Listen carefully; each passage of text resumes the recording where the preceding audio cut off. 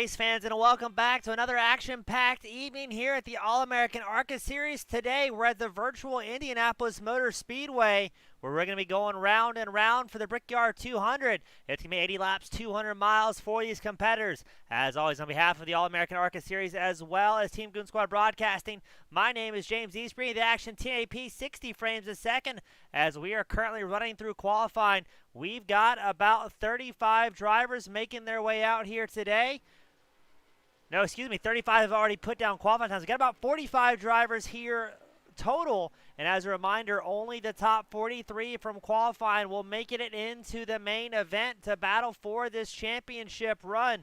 We are at round 6 of the season. Still, things have yet to be decided as Vandermeer puts it on top of pole. DJ Weeks Jr. currently 38th on track. 39th on track. He's got to put down a flyer here to make it into the main event safely, as he's got a bunch of fast guys behind him. Feskinen, Evans, Henderson, Hernandez, Freer, and Bentley have yet to put down times here today at Indianapolis. And this square-shaped oval is going to be mighty tricky for our competitors to make their way around. As let's see what Weeks can do on his second lap. His fastest so far, 55.16. And yes, he's going to haul the mail and put in 8th place in that number 97 machine. So Craig Martin is going to be one of the closest drivers on the bubble. He is currently qualified 40th here today, as Patrick Hernandez makes his way out in the number 19 machine. As always, thank you to our fans, friends, and family from across the world. Tune in here today, supporting their favorite drivers, their favorite ARCA League, and possibly even their favorite broadcaster. As let's take a look. Now it's going to be Terry Freer on the bubble in that number 46 machine. He is currently 42nd on the grid as we wait to see if Bentley, Hernandez, and Evans will be able to get into the spot. Terry Freer gets shuffled back to 43rd. Hernandez may be able to dethrone somebody out of the main event here, and he will, qualifying 19th. Now the only driver we're waiting on to see who makes it in the main event is Tyler the Weapon Evans, running a new paint scheme in that 77 machine. He's got a best, I believe, a 54.84. No, Evans will not make the show. Running out of time here in qualifying. So that's going to be Terry Freer and Tyler the Weapon Evans unable to make it here tonight. Absolute heartbreak for two fantastic drivers. We've got Melody Maggart here. She's cheering on, I think, Shane Gentry in the 26 machine. Patty Heller, she's cheering on Heller and Barkuski, two teammates in that 2511 racing group.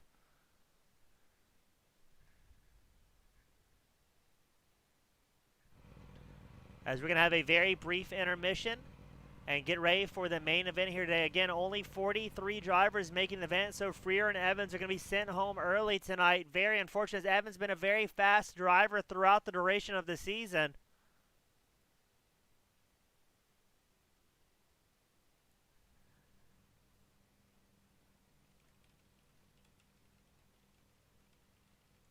So let's see what's going to happen, Indy, at this very square-shaped oval.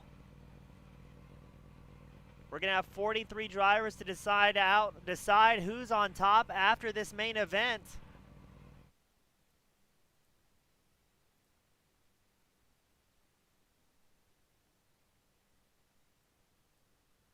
Because again, we're going to take the laps, not a ton of laps here at the tricky square shape, and decide who's going to make it. Now these drivers have 85% fuel capacity. They've got 3 sets of tires available. And we're going to have 3 green-white checker attempts here today. We got Victoria Harper. She's cheering on the number 94 machine of Andrew McGronigal. Always great seeing the fans come out in force. And this is one of those series the drivers go back and they watch the broadcast week in and week out to see what's going on. And they absolutely notice all the fans cheering them on.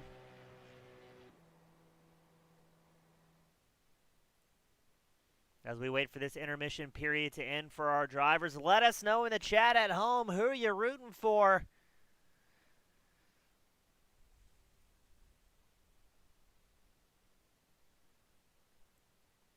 As it is going to be a wild night. Now, we've also got a poll up here for our viewers as well. Let us know how many drivers are going to nail that pit entry divider here at Indianapolis, a very tough track to enter safely and under speed.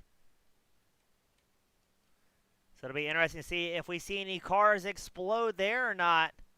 as that will be a point of interest if we do get green flag stops. We got Jeff Halbert. He's cheering on Barkuski and Heller, the two drivers in the 2511 team.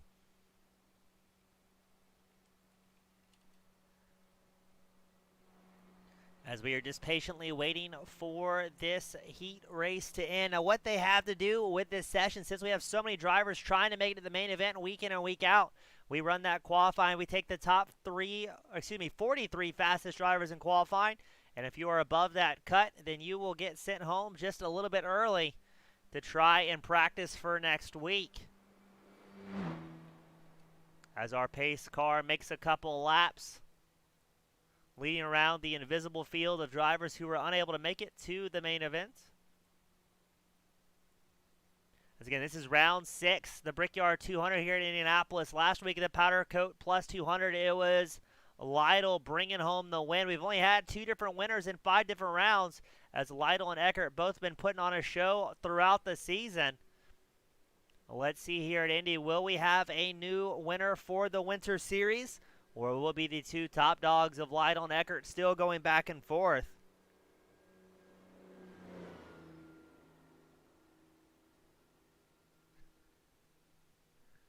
Going to be an interesting one. I'm very excited to see some of the drivers were saying the track was a little bit tough. We've got Rhino from Argentina.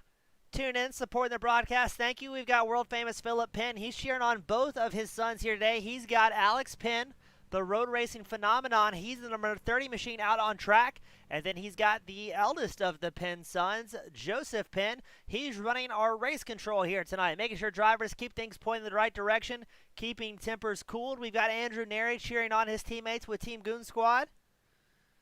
I believe the 2 teammates will be Andrew Neri in the 654 and Daniel Beauchamp coming out here tonight. Another road racing phenomenon as well. Going to be interesting to see how the road racers coming out here today at Indianapolis are going to do. Joseph Penn hopping in chat. He's cheering on the broadcast team. That would be me, James East, up here in the booth. Now, something you're going to see throughout tonight's broadcast, you'll see a little bit of alerts, a little bit of messages pop up on the bottom center of your screen. That will be race control announcing the penalties and the problems that we're going to see on track. Joseph Penn let us know that the number 888, Gareth McAllister, the world-famous Australian, he has joined Porsche ARCA Sport for this series.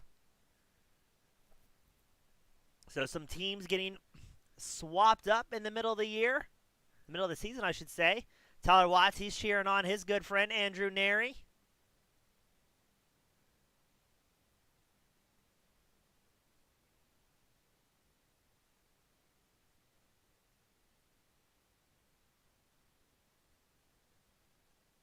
So let's see who's on a team with Gareth McAllister. That will be Alex Penn in the 30, Lane Doyle in the 32, and McAllister in the 888 machine coming out.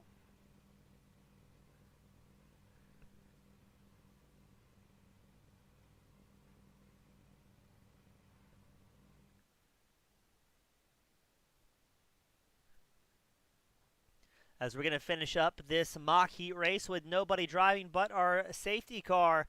And we're going to get ready to grid them up for the main event here today. The Brickyard 200 is about to go live. As let's go ahead and run you through tonight's grid. Starting on pole, Michael Vandermeed. Elliot Henderson starting 2nd. Lane Doyle starting 3rd. Finley Fitzsimmons starting 4th. Jumpin' Johnny Eckert starting 5th. Zach Rogers starting 6th. James SoundCloud Silver starting 7th. DJ Weeks Jr. starting 8th. Danny Beauchamp in the 41 starting 9th. Matthew Weeks starting 10th. Casey Carrington starting 11th. Brandon Barkuski starting 12th. We'll roll the field back just slightly further. You've got Christopher Heller starting 13th. Alex Penn starting 14th. Patrick Hernandez starting 15th on the grid. Kyle Hall 16th. Alex Harrington starting 17th. Andrew McGonigal starting 18th. Jacob Beskinen starting 19th. Justin Ray starting 20th. Robert Hill Jr. starting 21st. Zach Roethlisberger starting 22nd. Rhett Tucker starting 23rd. Carolus Thiel starting 24th on the grid. Ron White starting 25th. David Westergreen 26th. Brad Delph starting 27th. Andrew Neri in the 654 starting 28th. Shane Gentry starting 29th. Adam Tepe starting 30th. John Lynch starting 31st. Stephen Rex starting 32nd. John Simpson Jr. will be starting 33rd. Gareth McAllister, the world-famous Australian, starting 34th. Randy Benami starting 35th. Nick Terrell starting 36th. Then you've got Jay Stinson 37th with the Grand Gus Moody 38th.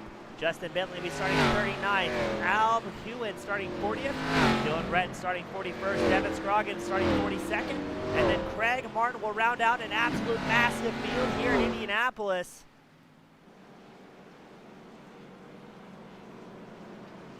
As Vandermeed will be on the top spot of pole for the first time this season.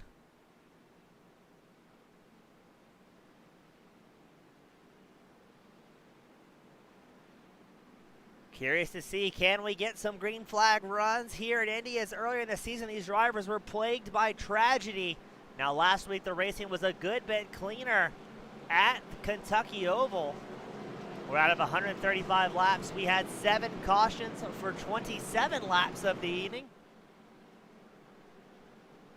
Curious, that may be a new paint scheme for Vandermeed in the Skittles machine as well. Can't rightly say we've seen that one before.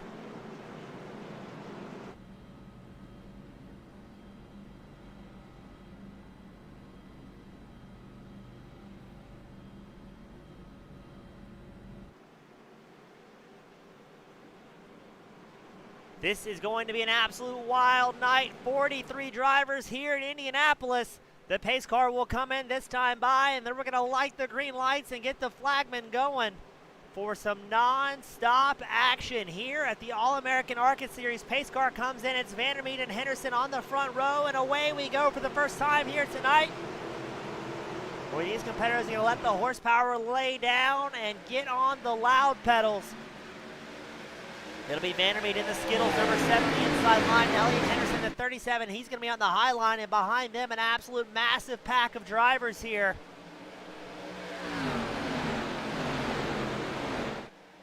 Seeing a little bit of bumping and grinding early on, but nothing too wild out of our drivers as we take a little bit wider pan up front. Elliott Henderson seems to have about a half car length on Vandermeed, as Vandermeed will tuck in behind the race leader.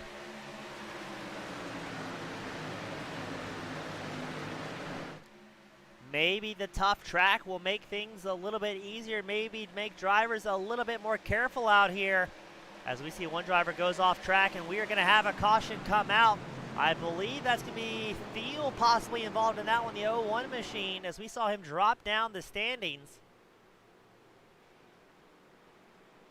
As we'll take a quick look at that one and see what happened to our good friend piloting the 01 machine. We're going to have to back that one up because he's already facing the wrong way.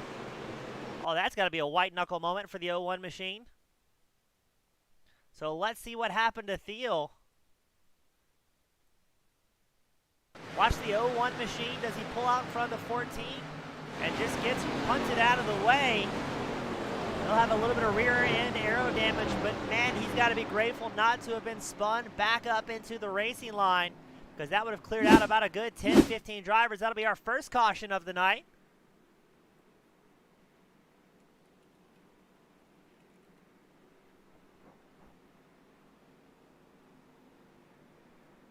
We got Spino Racing. He's cheering for John Lynch, making his way out, the spotter turned racer.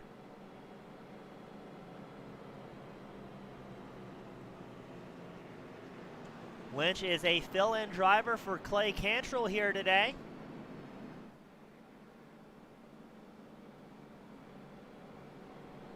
And I believe his team objective and goals here will to bring home a clean car. Not trying to damage Cantrell's car while he is away, and we do have the fill-in driver. So good to see the spotter out here behind the wheel for the first time this season, as he's up 2 spots from where he started, already up into 29th.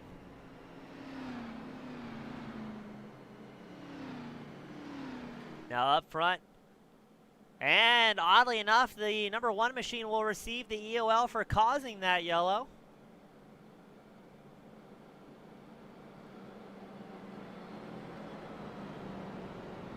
So again, Joseph Penn acting in the thankless position of race control. He's going to be having a busy night. 43 drivers at the square-shaped oval. as we are currently under eye-pacing conditions early on to start the night.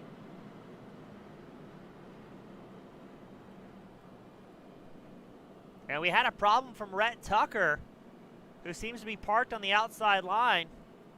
Not sure what happened to Tucker. Maybe a mechanical? Yeah, he may have had a wheel disconnect or some sort of error going on as he parks it on the outside track, gets it fired back up and going.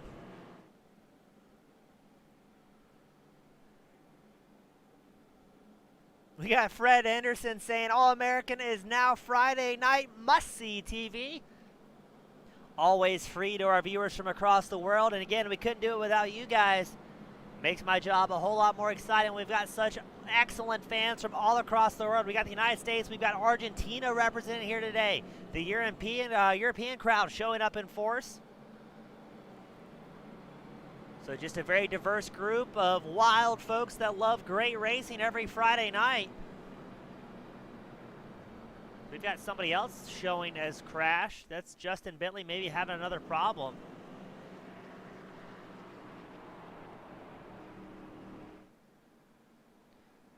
Oh my, what long pacing laps here at Indianapolis though.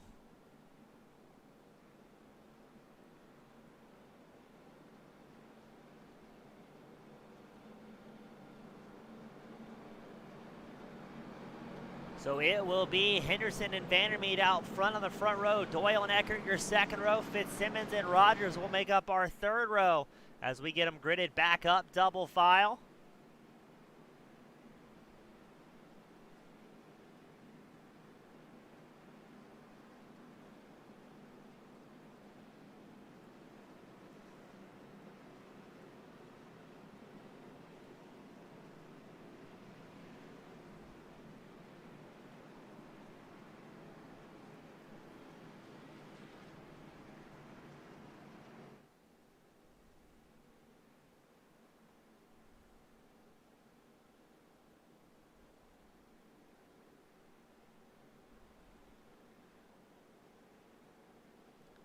Let's see, we're going to try and get some green flag laps. Looks like everybody may be on the lead lap except for Justin Bentley, who came in early.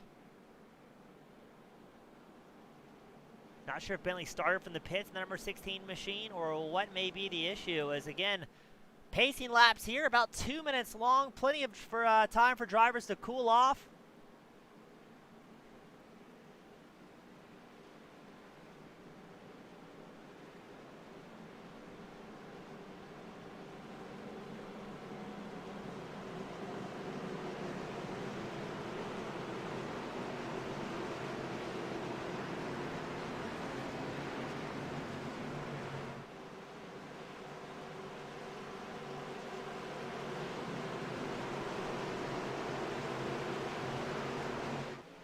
And here we go once more. It's Henderson on the inside line. Now Vandermeed's on the outside line. Eckert going to tuck in behind Vandermeed. And Doyle, number 32 machines, looking to make some strides early on. Diving into turn one as Vandermeed cuts down low. It's Henderson, Vandermeed, Doyle, Eckert, and Rogers rounding out our top five. Finley Fitzsimmons, the European driver, he's worked his way up to sixth here. As look at this, Doyle and Vandermeed going side by side. Eckert trying to find a way through on the inside line as well. Tough to make passes here at Indy, but even doubly so once the tire wear really starts to become a factor, as this is a track that will absolutely eat up some tires here. As these guys are battling hard for that second place spot. Elliott Henderson able to check out slightly. He's got about 7/10 advantage over the rest of the pack.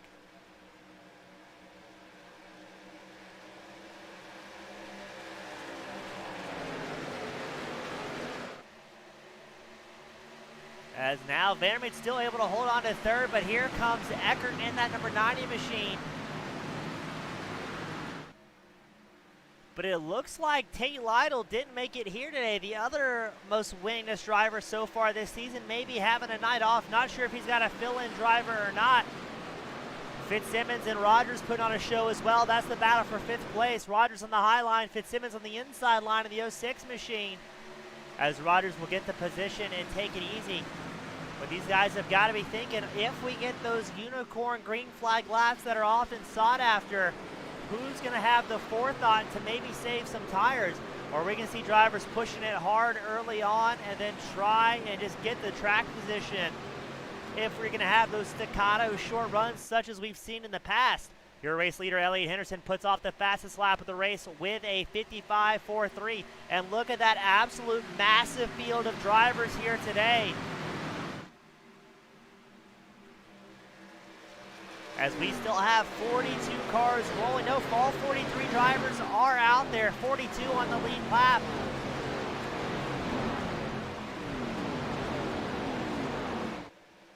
As everybody wheeling and dealing. We got some smoke going on there towards the back. I think that may be Heller in the number 11 machine having some sort of connectivity issues, because right behind Heller you've got Hernandez and Alex Penn trying to decide where that machine's going to pop back up. As we go back up front, we've got a still heated battle for second and third. Lane Doyle leading the small pack. Eckert and Vandermeed going side by side. You've got Zach Rogers still in the mix of it, is here as well. Vandermeed on the inside line. Eckert on the inside line. Vandermeed on the high side. But when are we going to see the tire wear start to play a factor and the lap times drop off? The fastest lap was set by Elliott Henderson early on with a 53.93. His last time by was a low 54. And we're only about 3 or 4 laps into it with the pacing laps considered.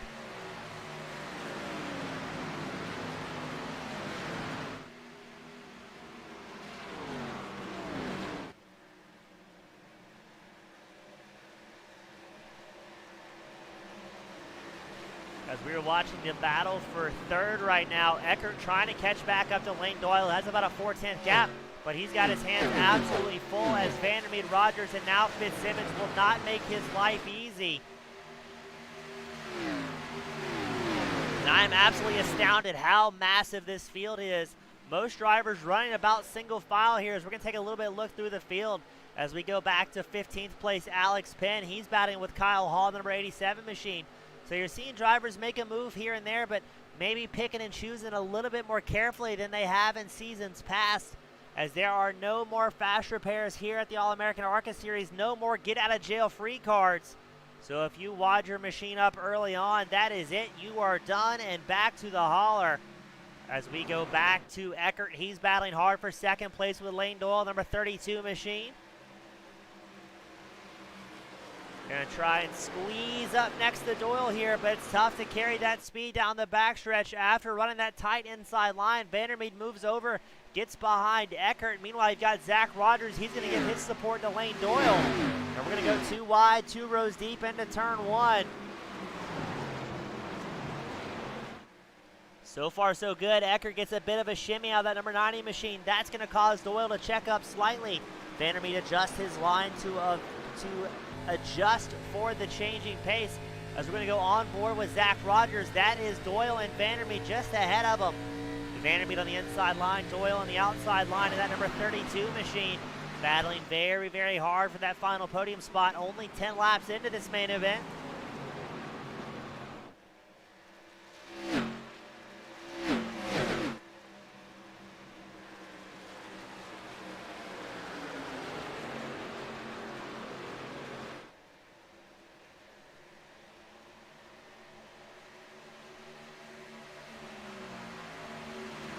As great side-by-side racing, Vandermeed and Doyle still going back and forth side-by-side. I'm almost curious, is it tougher for Vandermeed to, almost contact there between Vandermeed and Doyle. Everybody holds on to it well. Zach Rogers right in the middle there. The number 57 machine looking for any sign of weakness to try and punch his nose in. As we think about going 3 wide, everybody decides that's probably not a great call. And Vandermeed and Doyle just can't get away from each other here. Still side by side down the backstretch. They've been grinding and leaning on each other heavily. So it's Vandermeed and Doyle side by side. Rogers and Fitzsimmons side by side. DJ Weiss Jr. also in the mix in that number 97 machine. I almost wonder if some of these drivers are going to watch, wait, and see what happens in front of them, as they do not want to get collected early on. as I believe that was Lane Doyle. Yes, tags the outside wall as the field scatters to get around him here.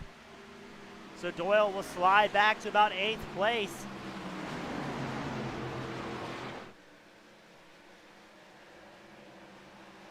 As what an absolute hectic pack. Now with all this battling, that has allowed Elliott Henderson, Johnny Eckert with clean track in front of them to really stretch their legs.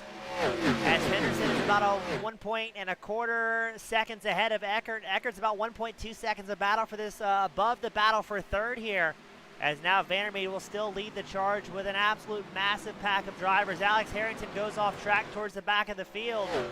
Not seeing a caution yet as he was off track for about 7 seconds. Able to get it going, but he's got heavy damage on the front of that machine and he will limp it down pit road, so no caution for Harrington. Up front, Elliott Henderson still leading the charge, but it looks like Eckert's finding some time here. As now Eckert's only about 1.1 seconds back from your race leader. Vandermeer has his hands full in third place as here comes Zach Rogers. Rogers is up 2 spots, working his way into 4th early on in today's feature event. Oh, somebody gets a little bit wiggly. I think that was Fitzsimmons in the 06 machine. It was just ahead of DJ Weiss Jr. The back end swapping all over the track here at Indy. Not a lot of banking for these drivers to lean on and make happen, so it is very much a right pedal track. You've got to be very careful with your throttle inputs here to avoid lighting up that right rear tire and to keep it calm and keep the tires underneath you throughout the duration of the events. As you see Rogers do the exact same thing, number 57 machine. Rogers, he's up 2 spots so far in that 57. Rogers racing with Mountain Man Motorsports. He's an electrician by day and an iRacer by night, so good to see him out here chasing down Michael Vandermeer. As you can already hear the heavy lifting from our drivers, trying to keep the tire wear somewhat consistent throughout this run, as we may actually have a green flag run depending on what the middle of the pack decides to do. That's normally when we see the most amount of carnage here on Friday nights. It's from about 15th to 20th place seems to be the sweet spot for absolute carnage. As Eckert running in second place, starting to catch up to your race leader, Elliott Henderson. He's now about 4/10 off from that number 37 machine leading the pack. Rogers maybe looks for an opening against Vandermeer, but I'm thinking they're going to work together for at least a couple more laps to try and take away that gap that Henderson and Eckert have over the rest of the field. Further back in 9th, another heated battle. I believe it's going to be Silvers and Carrington put on a show for that 9th place spot. They are side by side, they go. Carrington in the red and white number 9. Silvers in the Jack Daniels back number 17 machine, racing with Cornerstone Motorsports. Doesn't matter where you're out on track here on our Friday night for the All-American ARCA Series. There's some good racing to be found. Doesn't matter if it's the battle for third, the battle for 9th as we watch on screen between Silvers and Carrington, both racing very hard, trying to leave each other as much room as they can while still maintaining pace.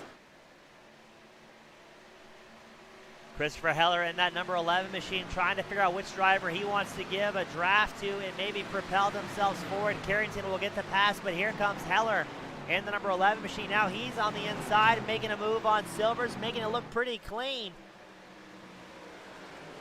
And these drivers may be able to calm down for just a couple more laps and continue the run here.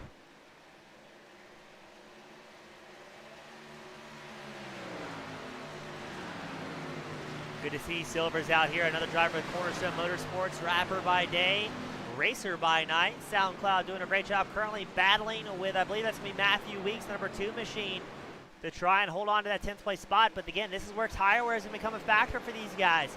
If they were able to hold on to a little bit of extra rubber through the beginning of that run, maybe planning for a long green flag run, they're going to look very good, and you'll start seeing them weave through the field as everyone's tires rapidly fall off here at Indy. Up front, we've got a battle for the lead with Elliott Henderson and Johnny Eckert. Eckert has caught up. He got rid of that 1.5 second deficit that Henderson held for the opening 5-10 laps. And now we're going to see these drivers either start battling here early on or continue their run, as they have about a second gap over Michael Vandermeed in third, who's got Rogers, Fitzsimmons, and Weeks in tow. So these two drivers of Henderson and Eckert, very experienced, knowing what it takes to try and pull away from a pack and maybe race later on in the evening. Not wanting to slow down the race pace too early to allow the rest of those drivers to catch up, because a two-car battle is a lot easier to manage than a five-car rodeo for those top spots.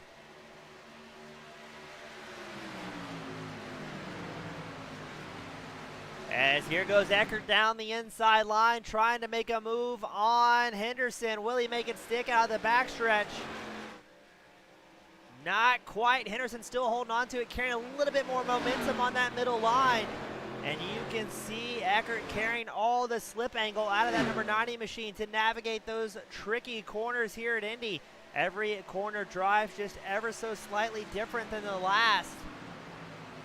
As Henderson will take over the race lead, Eckert follows back in tow. But that cost these two drivers about 1,500ths as Vandermeed started pulling up slightly. Vandermeed has Rogers and Fitzsimmons linked up with him, nose to tail, cutting through the air. That four-car pack should be able to gain a little bit more momentum than the race leaders of Henderson and Eckert, who are riding around all by themselves. But I think Zach Rogers has other plans as he looks up the inside line of Vandermeed. Vandermeed will yield the position wisely, allow Rogers to take over third and say, all right, you lead for a little bit. We'll use you to catch up to the race leaders. They're still about 1 second back from Henderson and Eckert, and we're going to have another caution come out, as I believe there's going to be a few drivers involved in that one. We show Heller and Feskinen both involved. Let's try that once more. So I think that maybe Feskinen had a blinking issue. No, what was that? Oh! Absolute carnage. Let's back that up, get a better angle of it, because we just witnessed catastrophe here. That was the number 11 of Heller, who was involved in an incident. Feskinen nowhere to go. So let's try that once more from maybe Heller's point of view. Back that up. Oh, that was absolute carnage. So let's see what happens to Heller here, the number 11 machine. I think he blinked out and came back out on track right in front of the pack. Yes, that's exactly what happened. Heller with another internet problem. That is going to collect Feskinen. I think Justin Bentley was also tagged in that one. Gareth McAllister comes down pit road, maybe to avoid some carnage. And let's see what the race leaders are going to do. That's going to be Elliott Henderson. Johnny Eckert still out front, and this will allow the field to catch back up.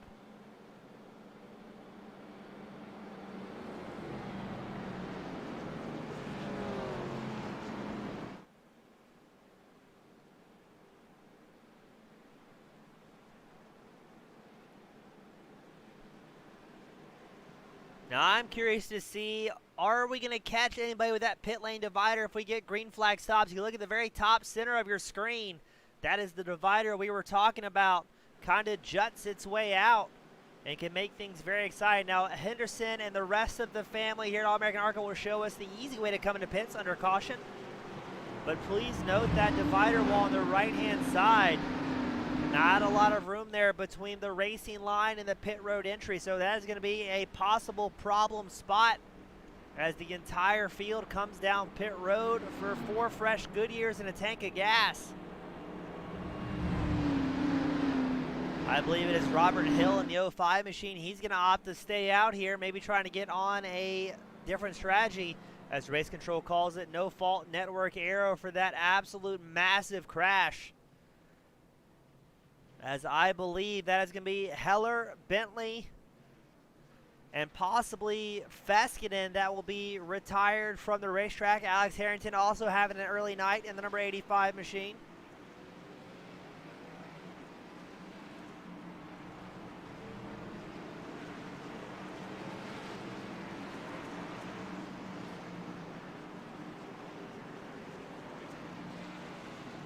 As it'll be once again a mad dash out of pit road. Everybody trying to pick up some positions where they can.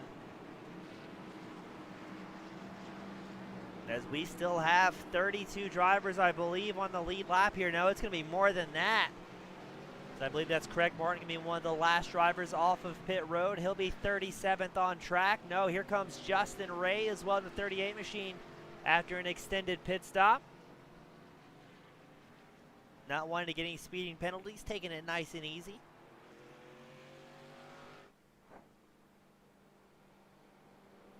Second caution, 20 laps in, a very long track here at Indianapolis.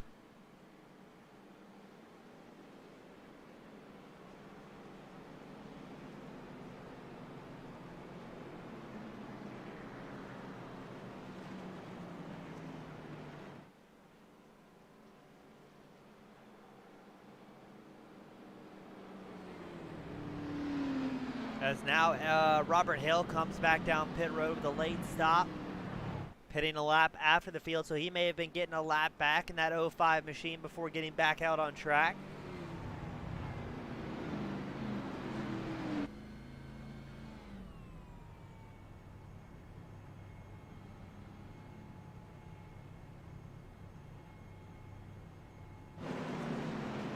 As we get them gridded back up, double file, it'll once again be Eckert and Henderson on the front row here.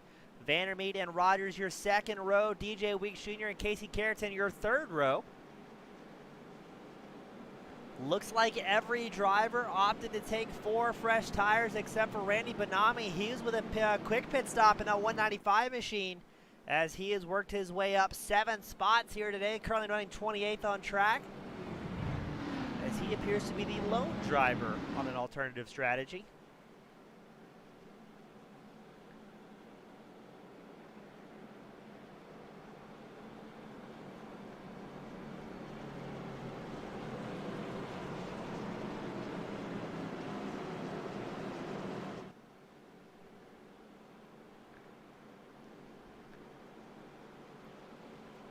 Going to be interesting to see. Cautions breed cautions. Now you've got drivers coming out with fresh sets of tires and a little bit more aggression coming your way.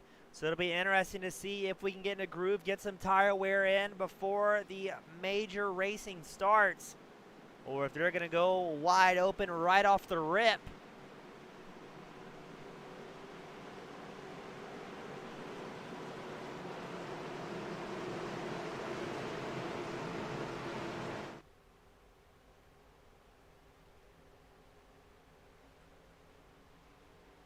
Patty Heller, disappointed to see Chris Heller have to retire early. I'm not sure what happened with Heller's internet here today, but unfortunately that caused quite the calamity, and the number 11 machine will be most likely retired for the evening.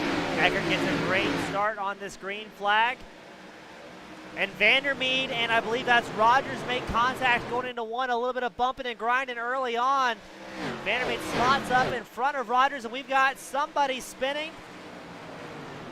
No caution coming out yet. I believe that was, I don't know who that was. Scroggins shows involved in a crash, but that was a long crash being developed. Let's take a look. I'm a little confused by that one. Scroggins shows involved, but I want to say the crash was ahead of Scroggins. Yes, it was. No, Scroggins, I think, checked up and gets a hearty shove from behind. And then Andrew Neri also shows involved in an incident. Neri just got absolutely demolished by the 55 machine. Some of the drivers started checking up, and then ARCA breaks in full effect, holding it wide and letting things sort themselves out. But let's take a look here. I want to see who was ahead of Scroggins that was involved in that incident. We saw a car careening off the inside line. It almost looks like Hill. But no, it's got to be in front of these guys. It was Fitzsimmons in the 06 machine. Oh, it looks like Fitzsimmons tagged the grass here. A little bit too much apron. Yeah, and just sends the 06 machine careening around the field, starts to check up. Fitzsimmons does a great job locking up the brakes to avoid any hard tragedy. But that is what got Andrew Neri absolutely demolished and punted out of the way. carnage here at Indianapolis. We're going to watch this one once more. From the hood of the 55 machine. Just didn't realize the field was checking up. The caution had not come out at this point. We're trying to see if there's any caution lights on the right-hand side of the track. And there is not. It was still green, so with the field checking up, had no idea the pace was going to slow down as other drivers were getting on their brakes. And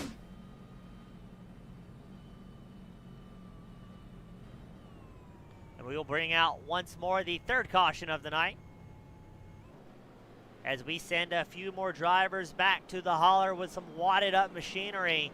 As now we've got Justin Ray, Andrew Neri, Hewins, Feskinen, Heller, Bentley, Harrington all in pit road. Not sure if these drivers are going to make their way back out or if they are done for the evening.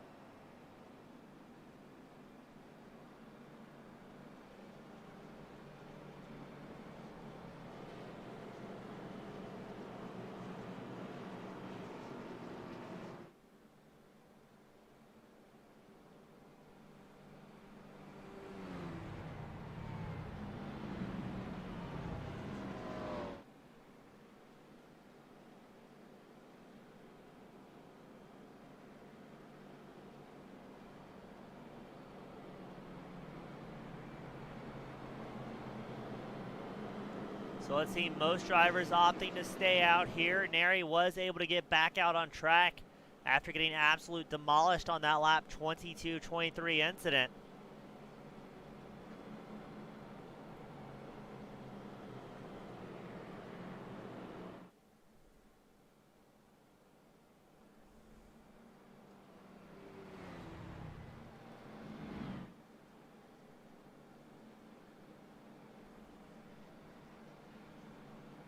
So let's see, now the driver's going to be going out with a little bit of heat in the tires. May see them start to tighten up. Now, once the cars tighten up, it makes it a little bit tougher to make passes, but it also slows down the action a little bit, where drivers have to pick and choose their moments a little bit more carefully. For the 86% of our viewers that voted, we're going to see more than 2 people hit the pit lane divider. That may be a tough one here tonight, folks, as historically we bet on cautions, or I should say have friendly wagers, so YouTube doesn't shut us down since there's no money on the line here. But I think that's going to be a tough one if we don't get those green flag stops we're looking for. All the drivers may be able to make it into pit lane safe and sound repeatedly if it is short runs here at Indianapolis. We get them gridded back up 2 wide at about 15 rows deep, as we still have 37 drivers on the lead lap, 38, 39 drivers still rolling forward, despite the calamity we saw early on here tonight for the Brickyard 200.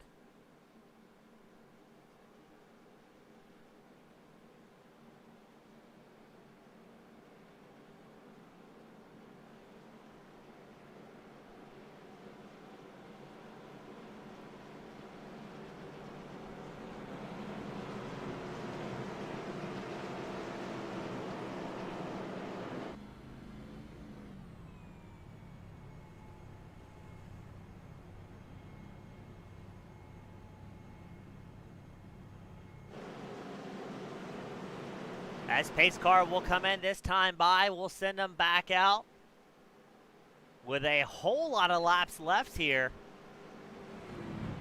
54 laps remaining in tonight's main event.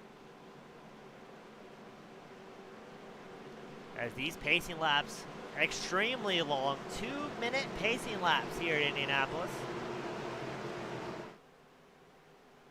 As let's see if the pace car can navigate pit road safely. He does so. As the pace car comes in, it's Eckert and Henderson on the front row. Race control saying the 06 got a self-spin, the number 55 and the 38 got EOLs for ARCA brakes.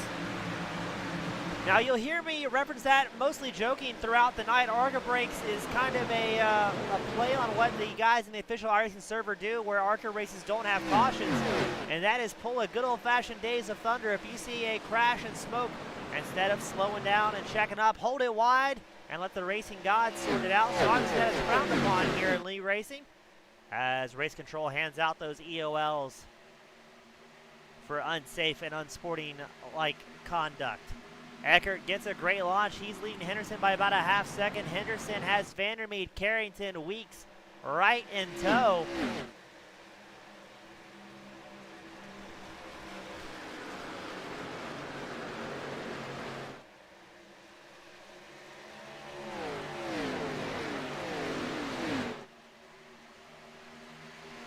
Now Henderson still looking for another win. He had one win, and then he has not picked up another since that first one. He's racing with ehgdesign.com. That's his website.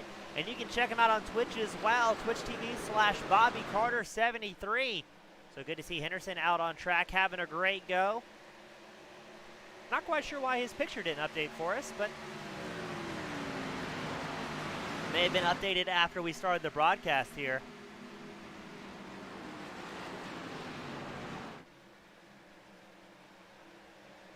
We've got Melody. She's cheering on Shane Gentry in the number 26 machine. Shane currently running 26th out on track. He is up 3 spots from where he started tonight, as he runs in front of Adam Tepe and behind Carol Esteel. So good to see Gentry out there charging strong and still able to make something of it. Good to see that his grandparents are here tuning in. Great having the family support from all across the world. And hopefully Gentry in that bright pink number 26 machine will be able to hold on to it tonight, pick up a career best, and keep charging forward as we hear a little bit of contact. Now current hardest charger on track has got to be Dylan Breton in the number 19 machine, excuse me, the number 1 machine. He is up 19 spots so far tonight, currently running 22nd. And he is trying to chase down John Lynch and trying to keep ahead of John Simpson Jr., a bunch of fast and talented drivers out here. And like we said early on in the night, doesn't matter where you're out on track, a lot of good racing to be found. As your race leader, Johnny Eckert, puts off the fastest lap of the race at 53.61. Drivers starting to get in a little bit of a groove here, but look at him diving all over the place. This is for about 20th position and back. As Dylan Breton leading the charge, we're going to cycle back a couple more camera angles, but we're going to have a caution come out once more, as it shows Nick Terrell involved in this one. Let's see who else may be involved. I think everybody just bumping and grinding. So that's Terrell, Benami, and I'm not quite sure who the other driver was. Possibly Neri? No, Neri got through that one unscathed. Watching the cars, there's the 81, the 195, and one other driver kept it pointed forward. Trying to get an angle to see if we can tell who that was involved. That was also involved in Terrell and Benami's crash.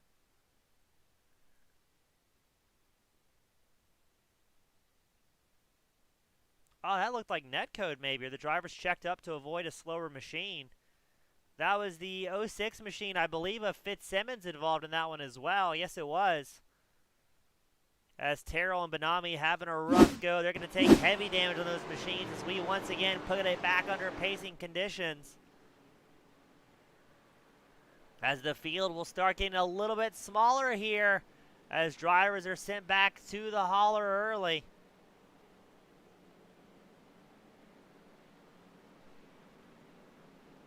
Groundhog 83 says, hard to watch iPacing every week. Gotta agree. Now, last week I think was a little bit better. They've enacted a lot of rule changes here at All-American ARCA to clean up the driving.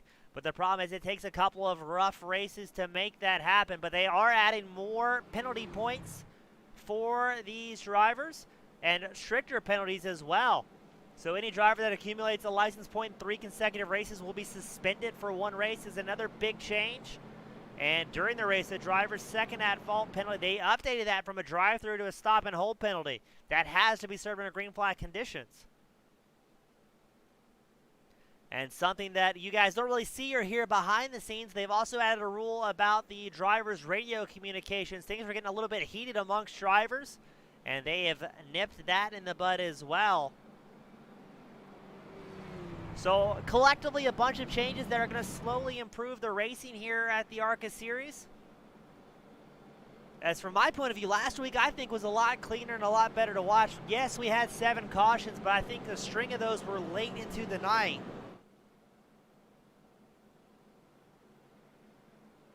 So all in all, I'd say things are getting a little bit cleaner, a little bit faster, and a lot more fun to watch for our drivers.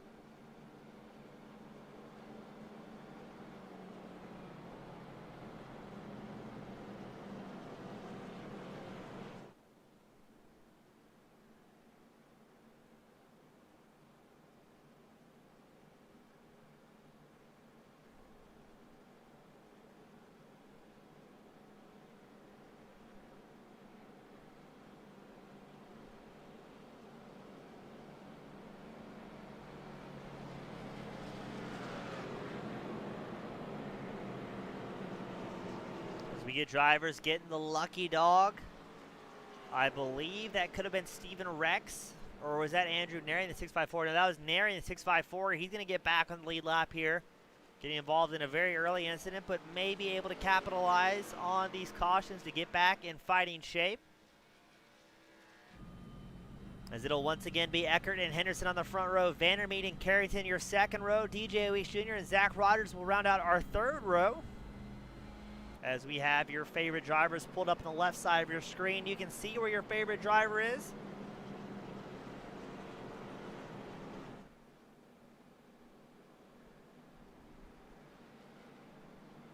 I think we need to change the YouTube poll for our viewers at home to ask, are we going to get a green flag stop today? Or is it going to continue to be a bloodbath here at Indianapolis? Now the top 10, 15 drivers keeping it nice and smooth. The drivers have got to remember to give themselves a little bit of space here. It's a long format race.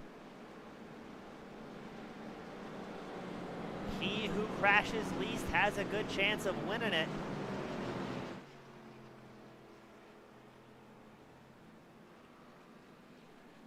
Now this race originally scheduled to be about an hour and 15 minutes, not including any pit stops. But these long pacing laps are going to eat into the time of these drivers.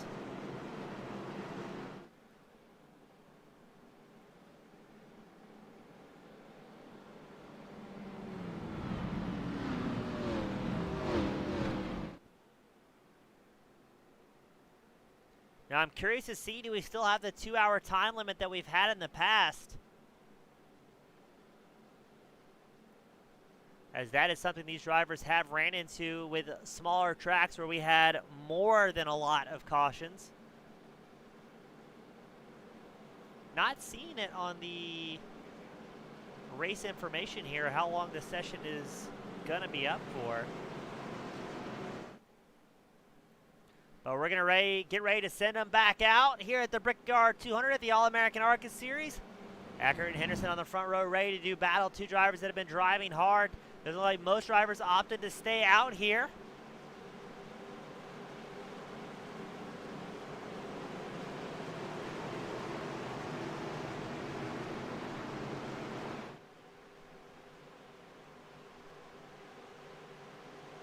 Pace car comes in, and here we go. Now, whenever we get this field stacked up like this, that is the danger zone for all of our drivers. Eckert gets a great launch. Henderson trying to keep in tow, as Vandermeet's going to try and slide up the inside line to see if he can work his way into second. But Henderson shuts the door on that number 7 machine.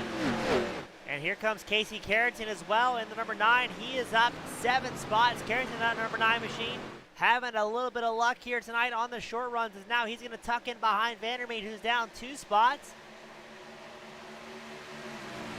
As all these drivers are just hoping to get a little bit of momentum going.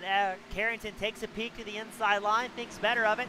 DJ Weeks in the number 97 machine, currently 5th on track, is going to do the same. As we get a word from race controller number 5, we'll receive the EOL for causing that incident. The most recent incident, that's going to be Steven Rex, number 5 machine.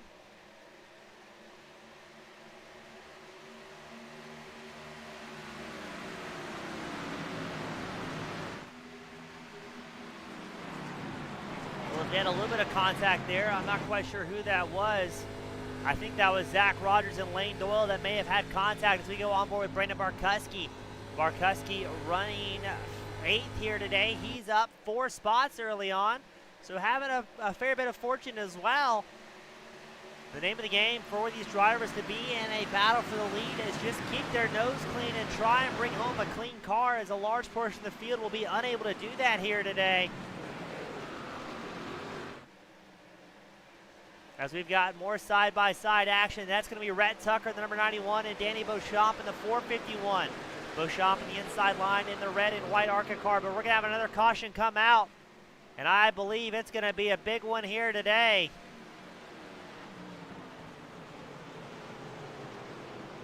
I believe we're going to have a parking lot situation.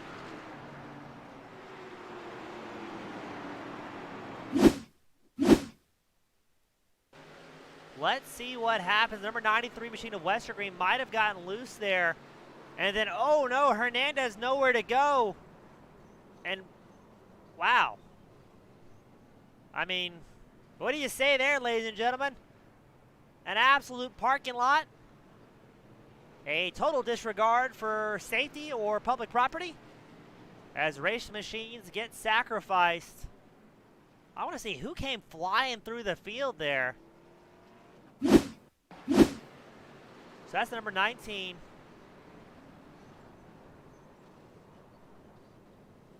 Wow, it would be quicker for me to tell you who is not involved in that incident.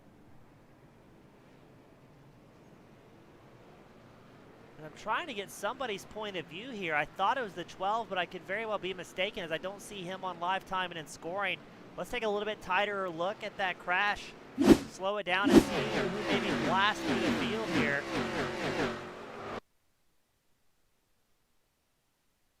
Poor Hernandez does everything he can to get off the line, but just gets tagged by a driver. That's Hernandez, number 19 machine.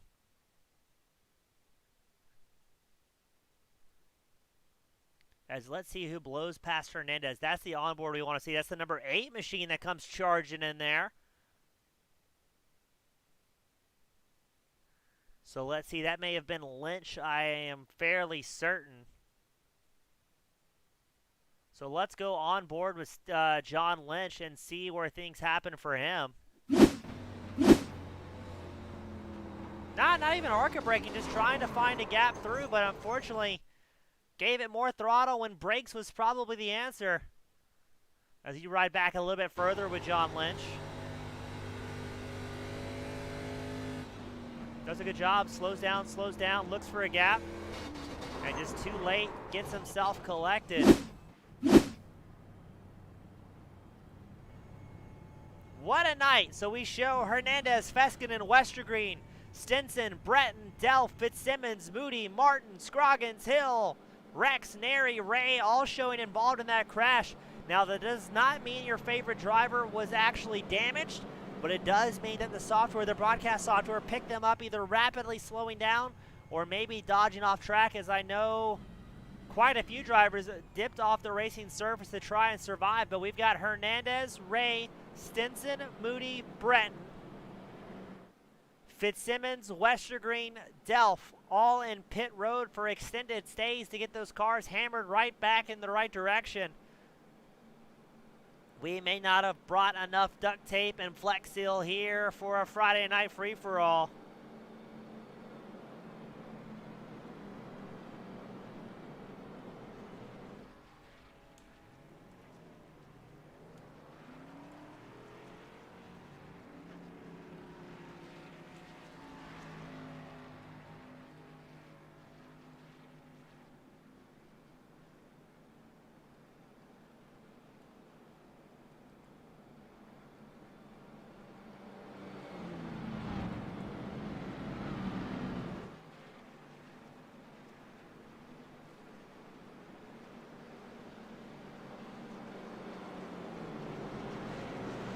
We got Andrew Neri saying he wasn't totally avoiding that crash as he did take a little bit of damage. But, man, we're going to start dwindling down the field here rapidly as we are almost to the halfway mark of the night. And we are showing about 25 drivers on the lead lap.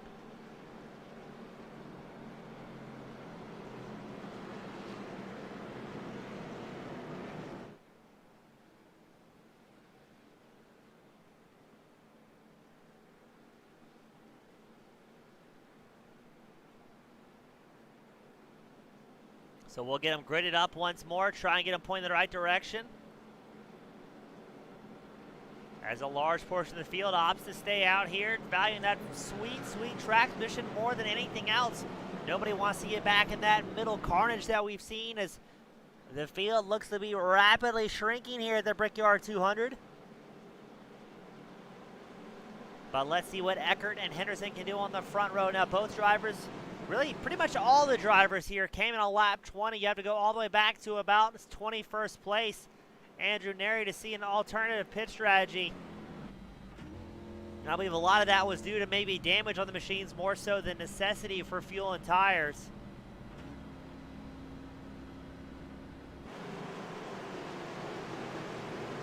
But pace car will be making its way in this time by.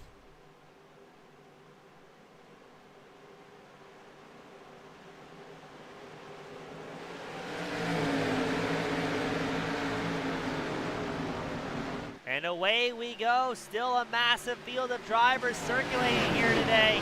Henderson and Vandermeer going side by side. Looks like Henderson's going to have the line going into turn one. Carrington also tries to go around the outside line in that number 9 machine.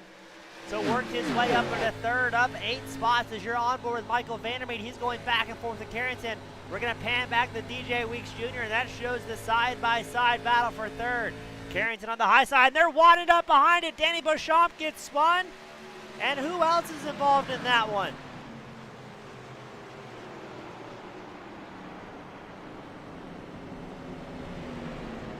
A rough night for the racers and broadcast team alike as we cannot get a lap going, unfortunately. Let's take a look at that one and see who's all collected. Oh, we got to find a better angle of that because I think we just saw somebody get punted out of the way. We're going to back that angle up ever so slightly, and let's see what happens. As you're watching Beauchamp's point of view in the 451 machine, he has somebody slide up in front of him, and he gets lifted up and over.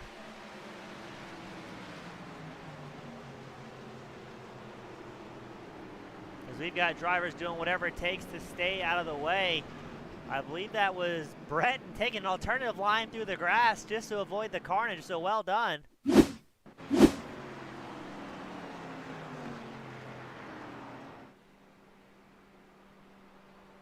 As that will be our 6th caution of the night.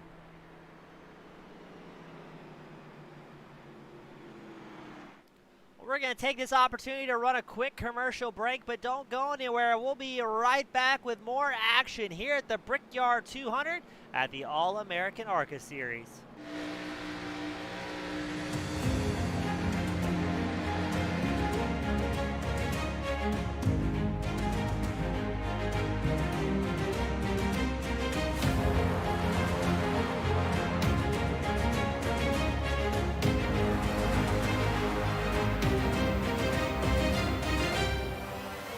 Driver Carrington gets dumped by Benami. The leaders are winding up here. Daytona, the big one is out.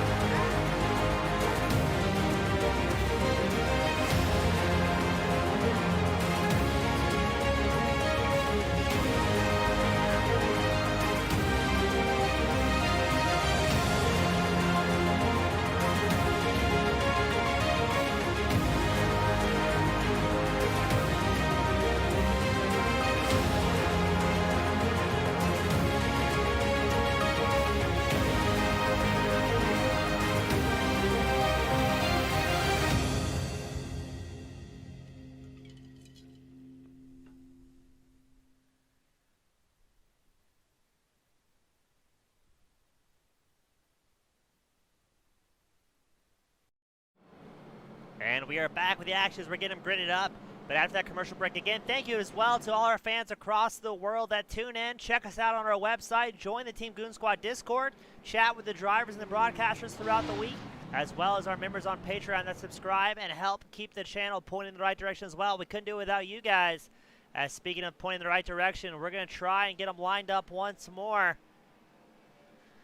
and try and get some laps going, as that was our 6th caution of the night here at Indianapolis.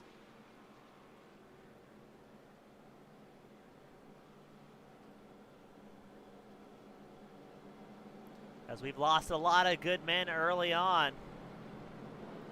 Now we are about 53 minutes into the race. I believe it is a 2-hour time limit, so unless we get a ton of cautions, I think if we have 14 cautions, we will time out here today. So that's something we'll have to keep an eye on and maybe keep you guys developed in the situation at home.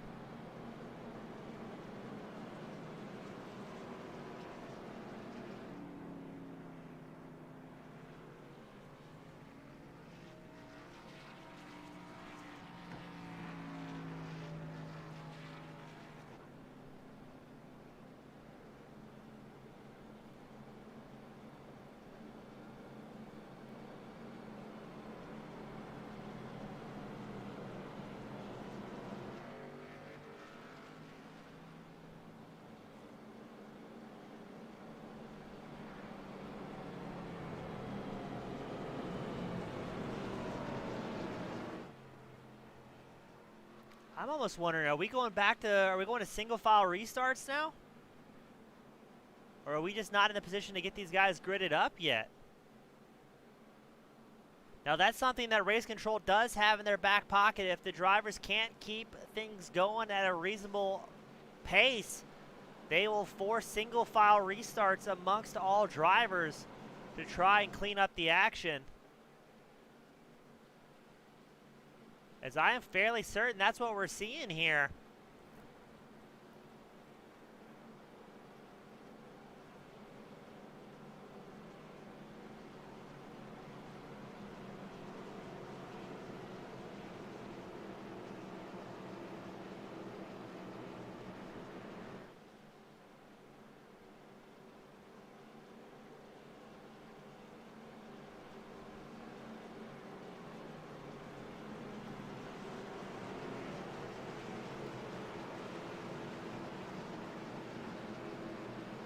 I think we're going for a single file restart here, ladies and gentlemen.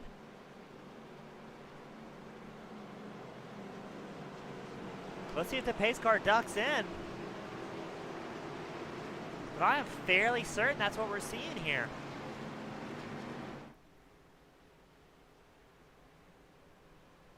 As yes, pace car comes in, we're doing a single file restart.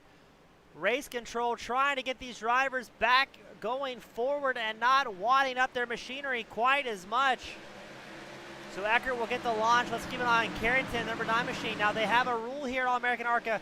You must hold your lane position, but if we go further back in the field, we've got some drivers that are going too wide early on.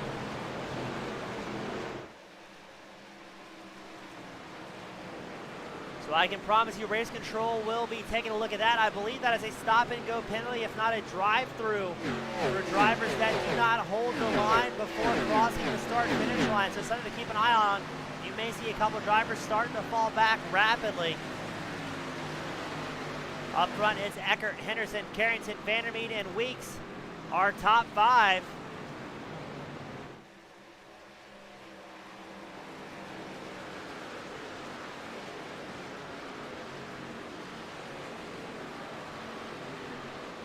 As you're watching in the middle of the pack, Steven Rex in the number 5 machine. He is up 12 spots early on.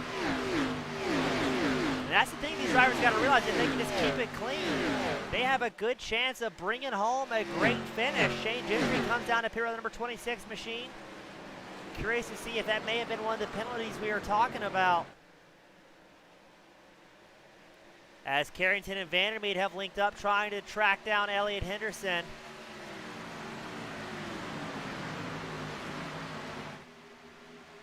I dare not bother race control and ask for clarification, as I'm sure Joseph Penn has his hands full.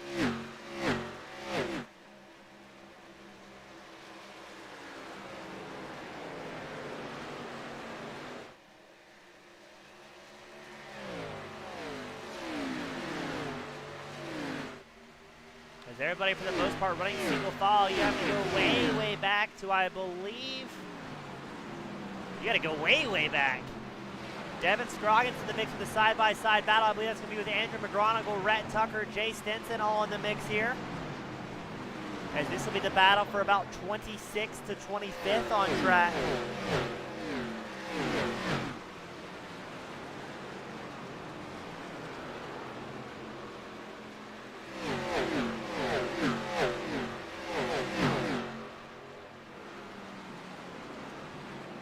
As we pan the camera angle back up front, Carrington and Vandermeer still running around. It looked like Henderson may have dragged the outside wall there slightly in that number 37 machine. As now we are past the halfway mark, 35 laps left to go for our competition. And will we see a green flag run, or are we going to have enough caution so these drivers can do it on one tank of gas?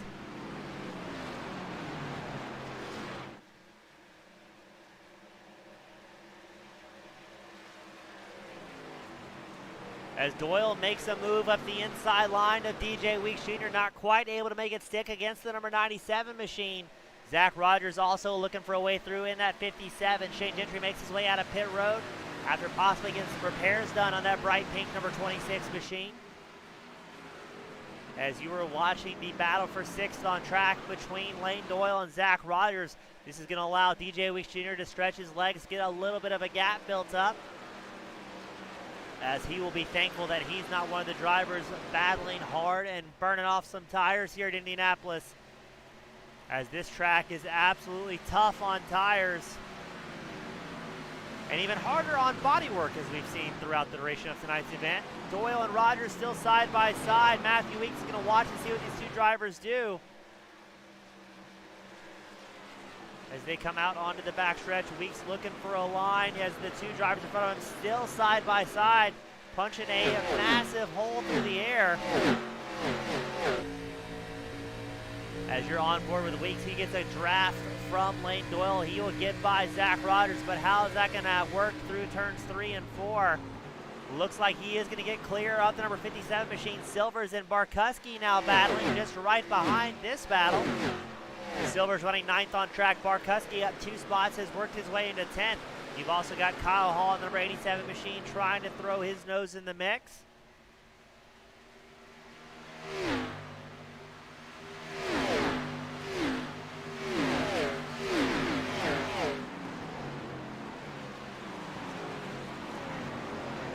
Alex Penn, he takes up a spot from Zach Roethlisberger, number 30 machine, trying to drive through traffic. They got 2 spots here today.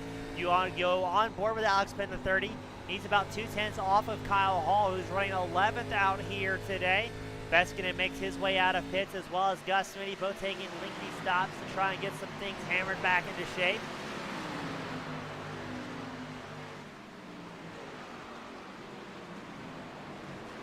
As we got somebody blinking up ahead. Not sure if that was Silvers and the number 17 machine or who that may have been. As now Penn trying to make a move on Kyle Hall, the number 87 machine. Penn's last pit stop was the same as Hall on lap 20.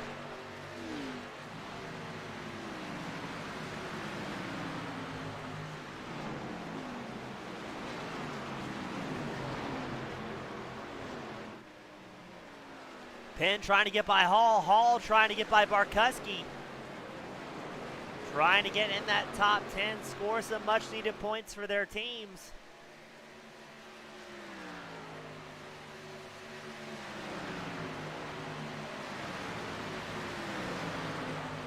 Now coming into tonight, it was Outlaw Racing out front in the points. Mountain Man Motorsports second, Cornerstone Motorsports running third.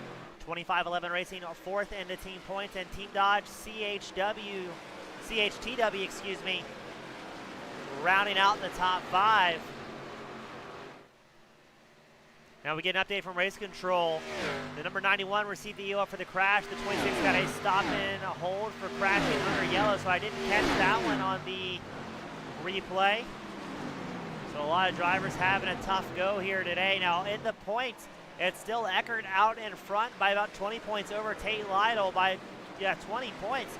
Lytle not making out tonight. Not sure if he's got a fill-in driver or not. as Alex Penn. So yes, the number 84 machine got in a penalty for an illegal lane change.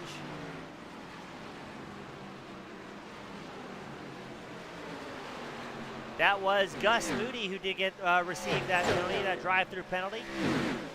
As you're still watching Alex Penn battling hard, Kyle Hall got ahead of Barkuski.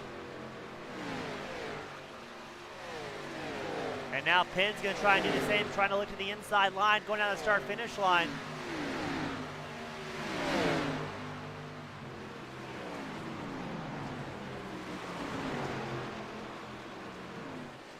Ooh, they're getting nice and tight back here.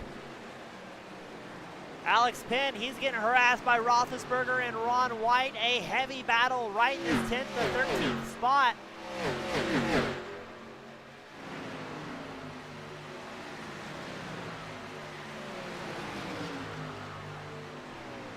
As now here comes Ron White trying to work on Roethlisberger.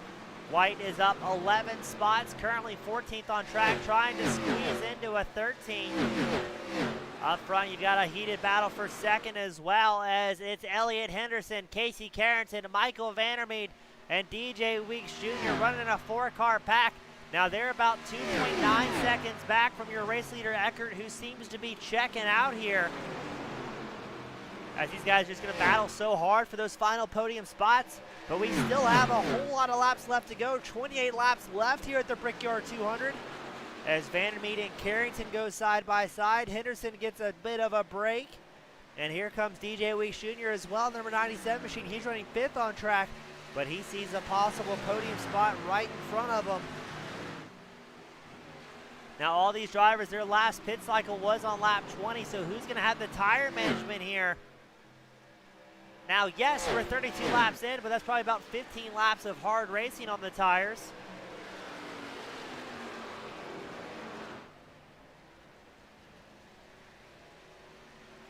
As Eckert absolutely checking out in that number 90 machine. Content with letting the battle from 2nd to 5th unfold without him having to be involved. Now, right now, Eckert's got to be a driver hoping for a green flag run.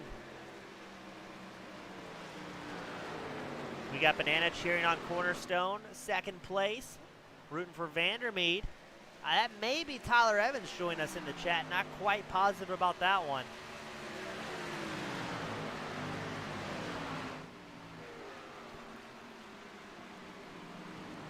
As we were watching the battle for 3rd, Vandermeed has secured the spot from Carrington.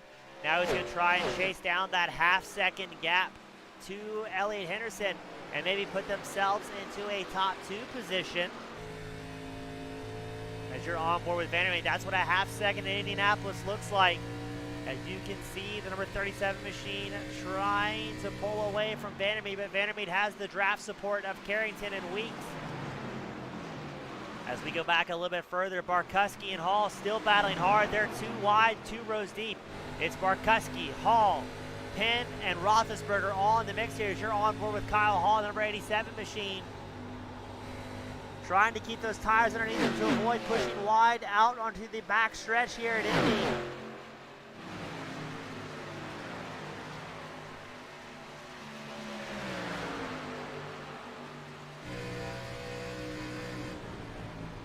And still more side-by-side action. Everybody trying to get that top 10 spot. Hall will yield the position to Barkuski, but here comes Alex Penn on the inside line, trying to capitalize as well as Ron White. So maybe Hall playing it safe, saying, I don't want to get tagged up in any potential crashes here. I'm going to be content following these guys for a few laps. 26 laps left to go. This is where you may see people able to hold on and try and show what they have as far as tire management.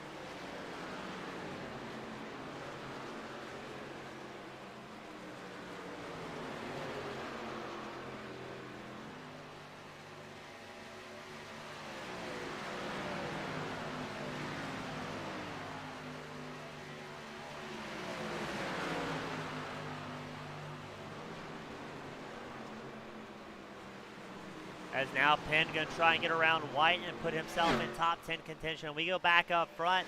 Vandermeed, Carrington, and Weeks still running a freight train here, as well as Matthew Weeks has joined the party inside the top 6.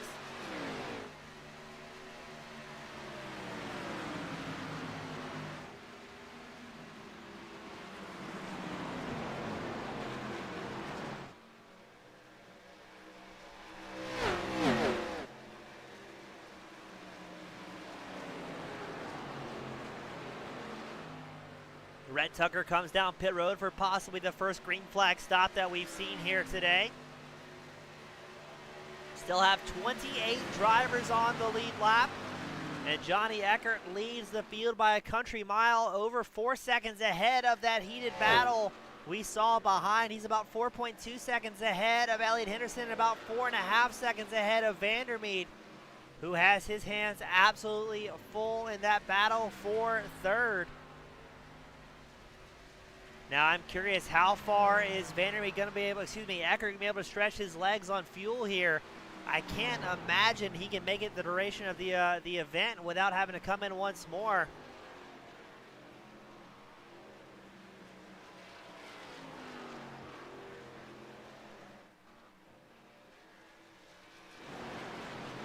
As we watch Carrington put the pressure on Vandermeed, but Carrington has a big blink at the most inopportune time.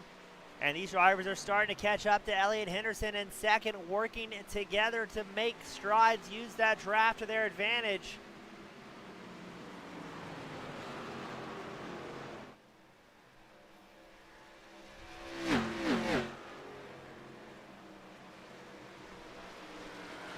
As it is quickly approaching a 3, if not 4-car battle for the podium.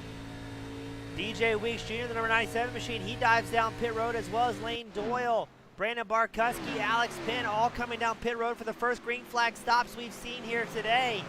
How long are the leaders going to stretch it out for?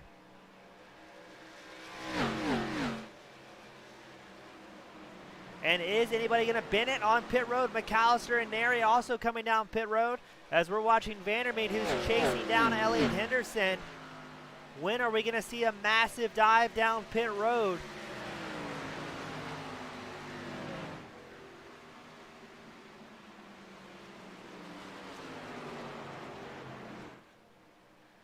We're going to take a quick peek at pit lane. A whole lot of drivers there starting to complete those cycles.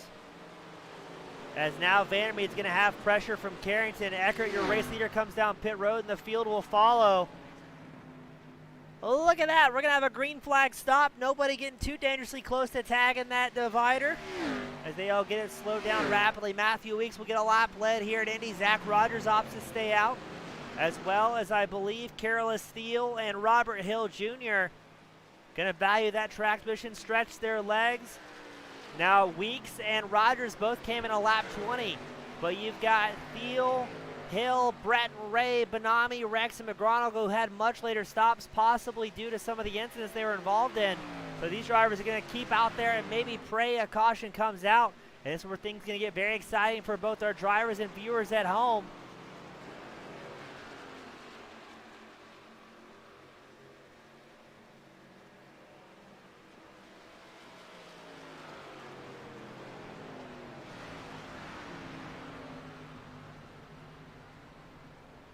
Weeks and Rogers come down pit road, and I believe Carolus Steele is going to get a lap led here at Indy in the 01 machine on an alternative strategy.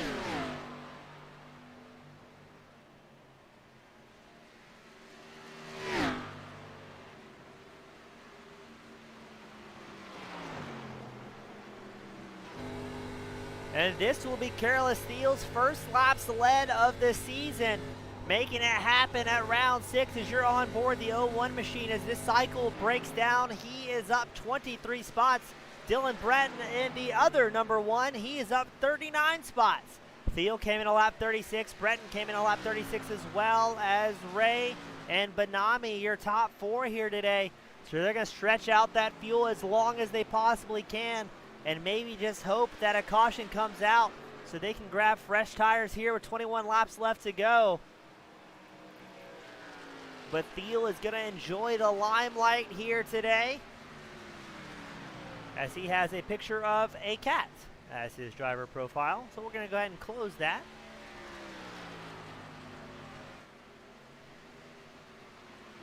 Now Theo, one of the drivers, has come a long way as the seasons progress,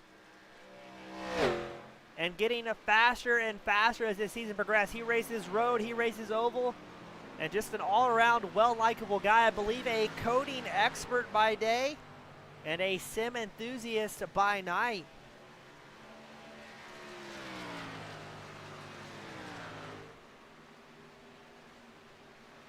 "20 laps left to go. Thiel's got about 4.9 seconds over second place Benami. But I don't believe you're going to see the 01 machine saving any fuel or tires here. He's going to hammer down and just try and keep clicking things off. As you see that back end step out, the square-shaped oval can get mighty tricky for these guys. As you see the field behind him fairly stretched out. You have to go about fourth place. Andrew McGonigal, who has a little bit of pressure from Justin Ray. And then Devin Scroggins in 6th. He's getting pressured by Craig Martin, who was running 7th.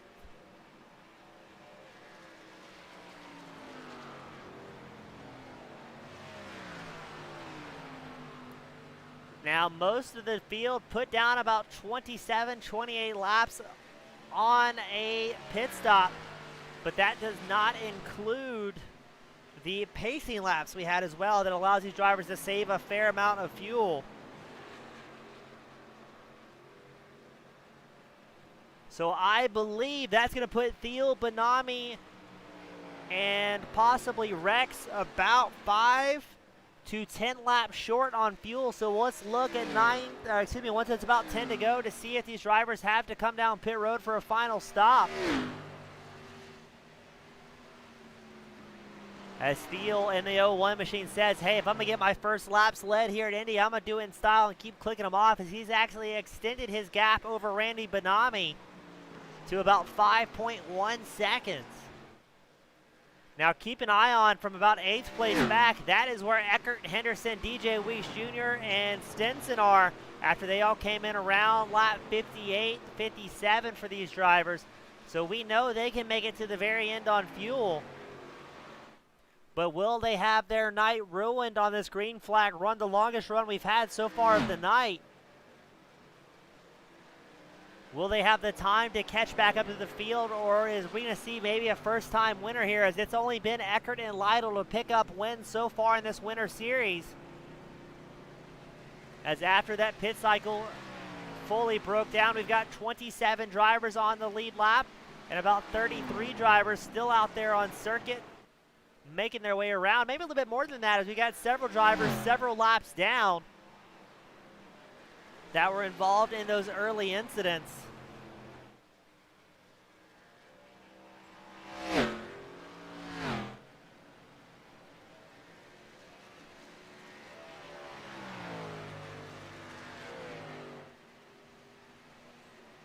Great to see Theo getting some laps led. Randy Benami still running 2nd on track. He's chased by Stephen Rex 3rd. Andrew McGonigal 4th and Justin Ray 5th. 17 laps left to go. It's going to be extremely interesting as Eckert, Henderson, and Weeks, 3 drivers that were previously up here battling for the lead, now running 8th, 9th, 10th after that pit cycle. Now they should be in a good position as the top 7 drivers are on that alternative pit strategy, who I'm fairly certain will not be able to make it till the end on fuel. But if we have a caution that allows these guys to maybe stretch out their fuel run a little bit, that can really throw a wrench in everyone's plans.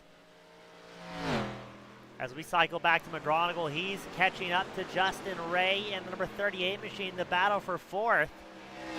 Now McGonigal came in lap 41, Ray came in lap 36, so McGonigal will have a little bit fresher tires here. But now Ray, he's also going to battle Rex in the 5 machine.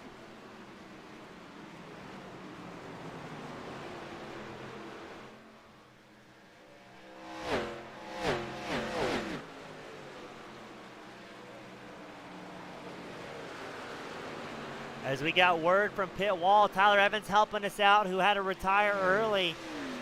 He is saying expecting about 30 or so laps on a set of, or a full tank of gas. Not 100% sure on that, but maybe a good number to go off of. That's about what I'm seeing up here in the booth as well. About 28, 30 laps is kind of the rough estimate we're getting as somebody steps the back end out just ahead of Ray and Rex. I believe that was the number 8 machine. Yes, it was. Of John Lynch. Had a big moment, able to hold on to it.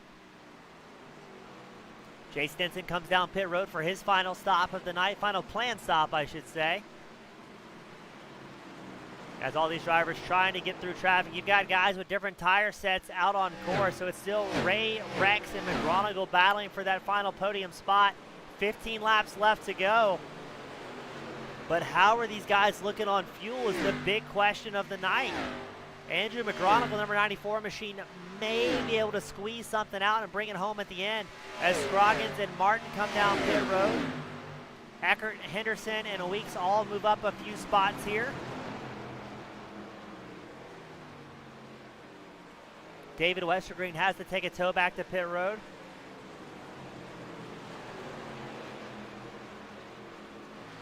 Careless Steele still out front. Randy Benami second, Justin Ray third, but now Eckert has moved up into fourth. We know Eckert has the fresh tires, and he has the fuel to make it till the end here as he's going to try and slice through traffic, but he's got to be careful not to ruin his race with either his own mistakes and give plenty of berth in case somebody else has a mistake. As just as we say that, Justin Ray goes spinning down towards the grass, able to hold on to it. The caution does not come out. And now Eckert has put himself up into podium contention. John Lynch, the number 8 machine, comes down pit road as well as Stephen Rex.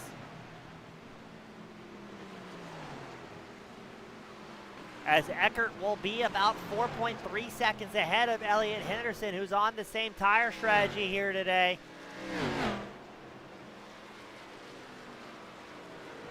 "13 laps left to go. If we can stay green, it's going to be very interesting to see if Thiel and Benami can stretch it out on fuel. They came in a lap 36. I can't imagine they'll be able to go all the way, but maybe they're just hoping for a late race caution to throw things in their advantage so they can come in, take fuel and tires, and get back out there maybe inside the top 10 or the top 15. So if we do have that caution, expect to see a very short pit stop from your current race leaders, Thiel and Benami, as they know jumping Johnny Eckert, number 90 machine, is going to be driving up strong on his newer tires. As again, Eckert came in 10 laps ago on lap 58. Randy Benami in the 195 machine knows Eckert is coming, but I'm curious to see if maybe Benami is in fuel and tire saving mode here as he's going to get overtaken by Shane Gentry in the 26 machine. And just on the top middle of your screen, there's Eckert working his way to take over a third place spot. Benami and Gentry go side by side. Gentry just trying to get back on the lead lap here, or trying to at least get a lap back here late in the race. As Benami hints at going down pit road, or maybe just trying to get out of the way of Eckert, who has taken over second spot. And yes, no, Benami opts to stay out. Thiel comes down pit road. No, that was Danny Beauchamp in the 451 machine. So Thiel still running out front. He's about 5.2 seconds ahead of Eckert. But Thiel has got to be dangerously close to running out of fuel here late in the run. He's got to be praying for late race caution. Nick Terrell also comes down pit road.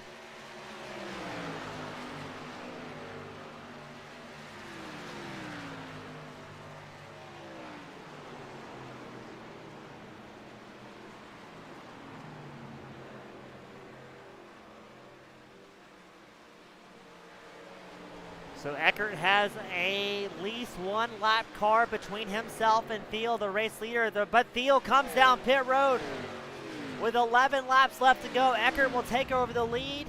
Randy Benami also comes in, so now it's going to be Eckert, Henderson, and DJ Weeks Jr., your top three.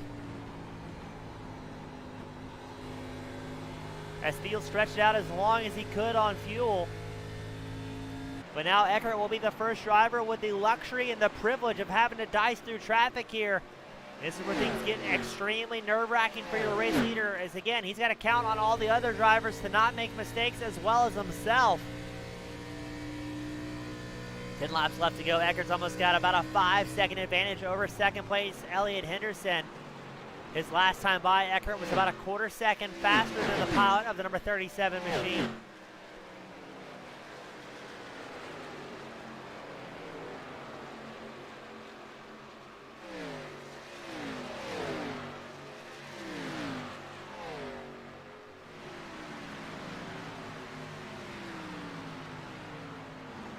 As McGronigle makes his way down pit road as well. Eckert still consistently putting it down about quarter of a second faster. No, Elliott Henderson answers, but he's still about 2/10 off of Eckert. But he may have an advantage with Eckert having a massive field of drivers in front of him, surrounded by lap traffic with only 9 laps left to go.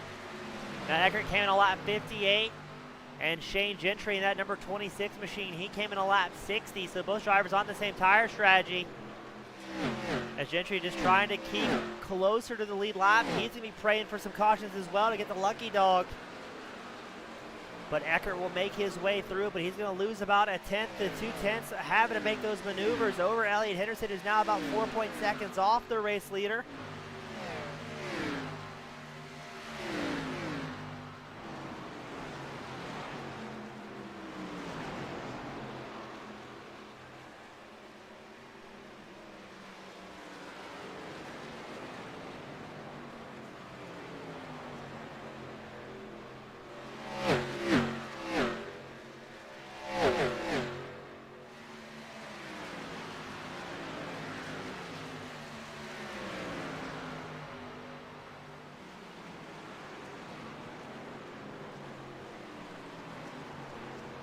Eight laps left to go for your race leader. Jumping Johnny Eckert. Elliott Henderson still in second. But let's cycle the camera back to the battle for fifth, as you've got Vandermeer trying to catch up to Casey Carrington. SoundCloud Silver's running sixth. Zach Rogers seventh. Matthew Weeks eighth. That's a whole lot of talent running 4th through 8th here today.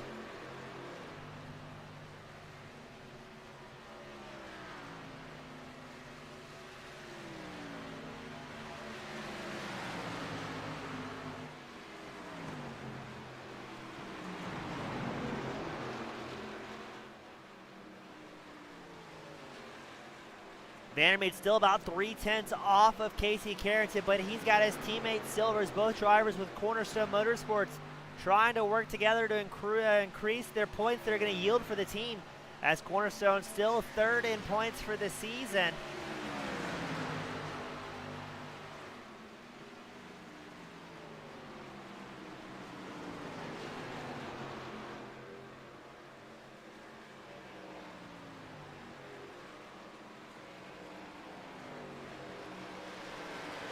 As it is a freight train of drivers running 4th through 8th.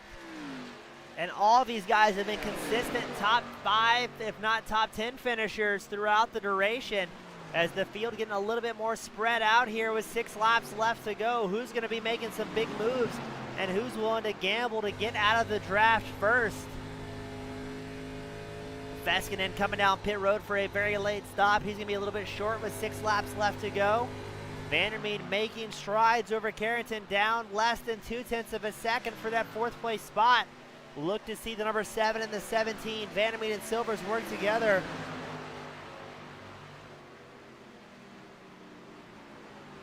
As right behind him, the battle's starting to heat up. Matthew Weeks, Zach Rogers go side by side.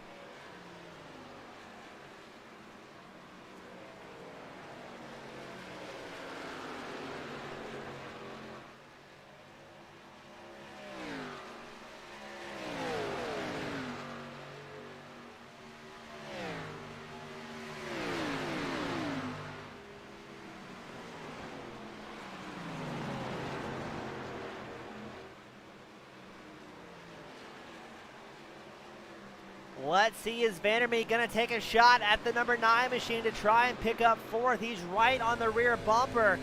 It looks like Carrington has a little bit better drive out in the backstretch as they come up on traffic. I believe that's going to be Feskinen making his way out of pit lane for the final stop in the number 89 machine. Feskinen holding the inside line, not trying to get involved in somebody else's party here. Vandermeer has stretched the gap ever so slightly on his teammate. Silver's running 6th on track. So he does not quite have the team support here. He's going to have to work else or all on his own against Carrington.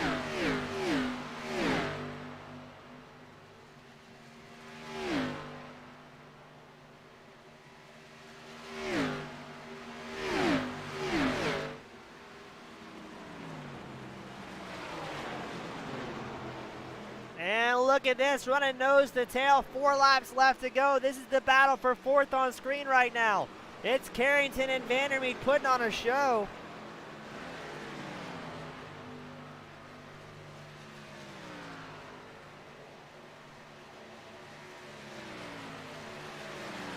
But it looks like Carrington extends the gap slightly back to 0.3 of a second. Maybe Vandermeer's trying to set up a run, or maybe the tires are all but gone off that number 7 machine. Now Vandermeer's down 4 spots from where he started, but with how tonight went for so many drivers, still able to capitalize.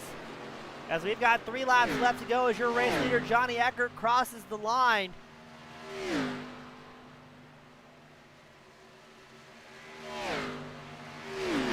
Are we going to see any big mix-ups here, or do these guys have just used up the tires, trying to push just so hard for the duration of this run?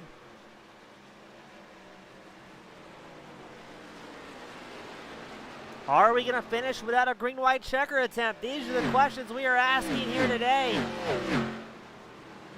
as everyone's doing a fantastic job later on the race. Things seem to have cleaned up ever so slightly for our drivers. Carrington extending his gap to about 0.3 of a second over Vandermeer. And now Vandermeer has Matthew Weeks, number 2, and we're going to have a late race caution to throw a wrench in absolutely everything.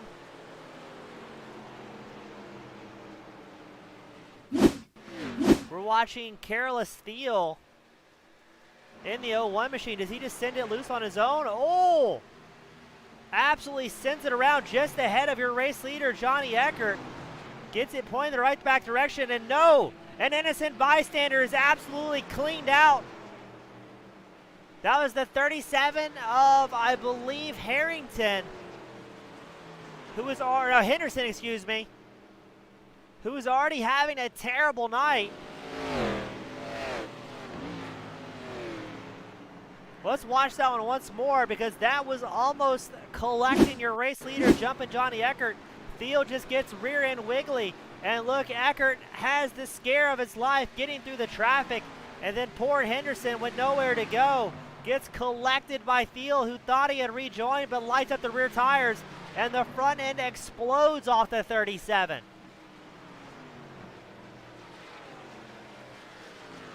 Henderson involved in that one. He's going to be very upset, as we're going to take a look once more from Henderson's point of view, because that was an absolute violent crash. So you're on board with Henderson, the 37 machine. Thiel up front is putting on a smoke show. Henderson does everything right, checks up, sees the driver down low. And that is your popped hood sponsor of the night, as Henderson, just an innocent bystander, will come to the pit wall divider and then take a tow back to pit road. Now let's keep an eye on this. Is where you're going to see some crazy things happening.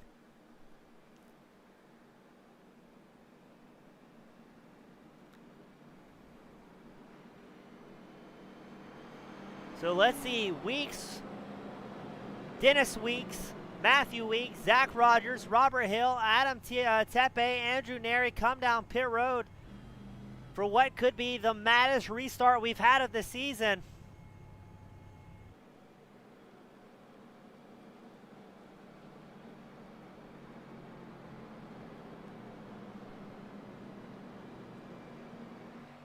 As the chat coming alive, everybody just astounded at the misfortune that Henderson had there.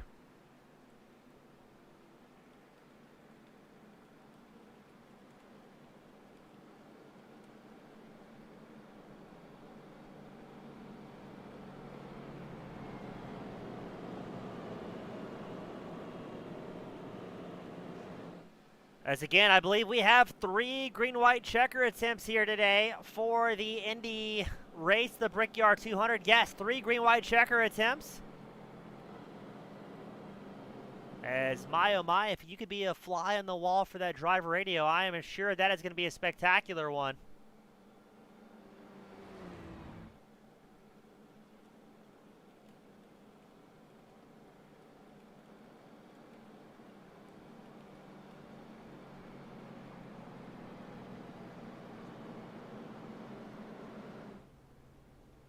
As our fans paying respects into chat for Elliott Henderson, who just got robbed out of a second place finish. So it's going to be Eckert out front, Carrington second, Vandermeet third, Silvers fourth, and I believe Alex Penn in fifth here. McGronigle and Beauchamp come down pit road. Maybe throwing on the last set of tires. Now I believe most drivers had one set in reserve here. So you're going to see a few guys put on the fresh set of Goodyears in a mad dash to the finish line.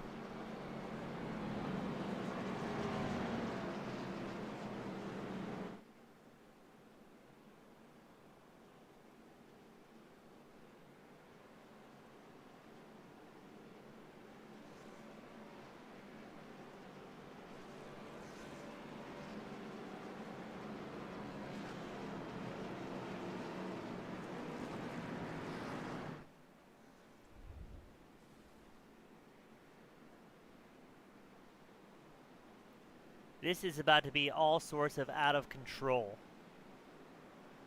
As it looks like your top 11 drivers have not pitted since anywhere between lap 56 to 58.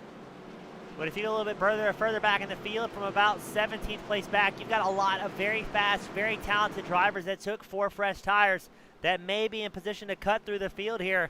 We've got Philip Penn. We've got to agree with the statement. That was rough. I don't think that's a better way to say it. Always great seeing the Penn family come out in force, supporting both their son on track and their other son, who is arguably my favorite race control I've had the pleasure of working with. So it's not a short track here at Indy, but let's see if short track mannerisms come into play. It's a 2.5 mile track, very square, not exactly flowing. Patty Heller's cheering on Brandon Barkuski in the 25 machine, currently running 9th on track. Away we go for what could be the final time. Now, if we take the white flag before a caution comes out, that will be the end of it here at the Brickyard 200. But if we get a caution on this opening lap with a little bit more aggression, we will put it back into overtime conditions. Eckert with a great launch. Carrington holding on to second. Vandermeet third. As here comes Silvers and Doyle as well. A lot of aggressive drivers in the mix, and we do have a caution coming out. We're going into double overtime, ladies and gentlemen. The hits just keep coming here at Indianapolis. As we're watching, I believe it's McGronigle. No, it's ahead of him. Who is that? It's number 8 machine, I believe, of Lynch.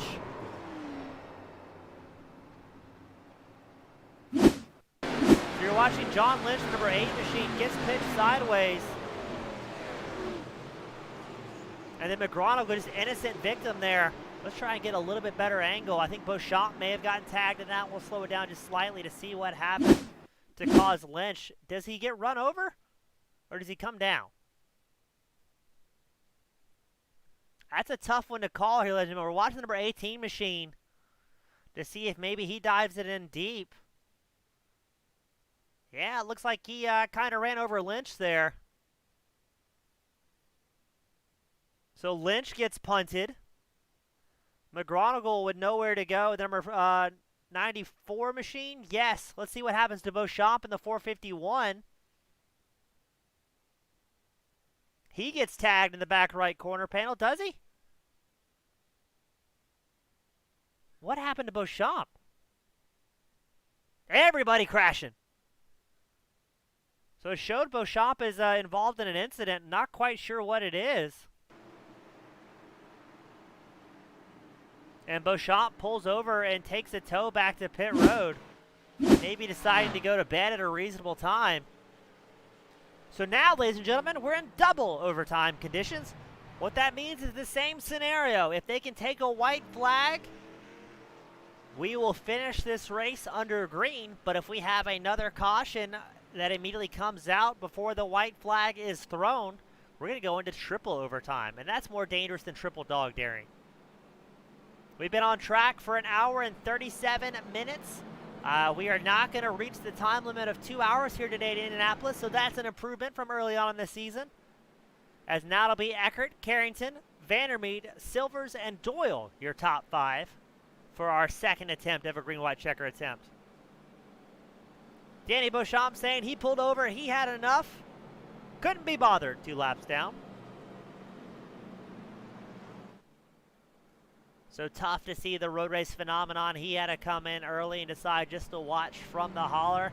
Not willing to sacrifice both man nor machine late into the night.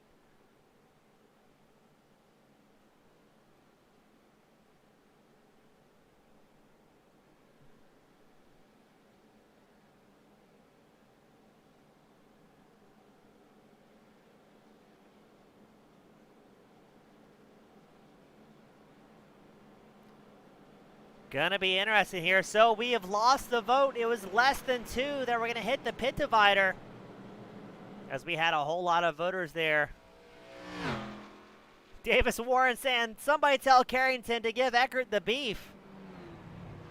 So for the 21% that said that less than 2 would hit the pit divider, you were correct, as we have went the entire duration of the event plus a green-white checker attempt before that pit wall came into play, as we had no drivers hit the pit wall.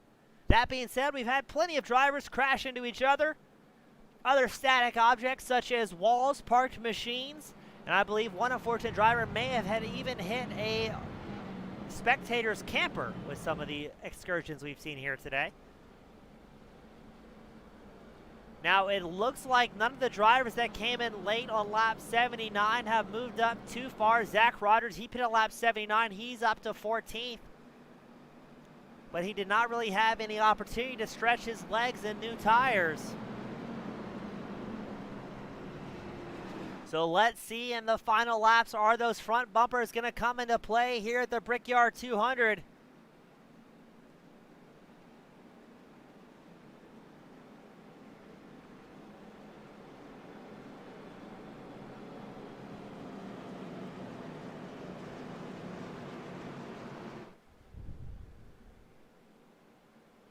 This is about to be all sorts of out of control. Will we finish this green-white checker attempt? Are we going to go into triple overtime here at Indianapolis? The All-American ARCA Series every Friday night, delivering all sorts of excitement.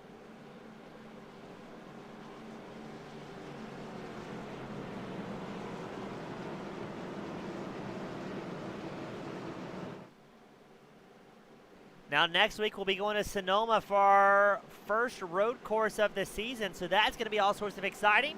And the best part, no full course cautions at the road course, barring some sort of spectacular incident on the opening lap.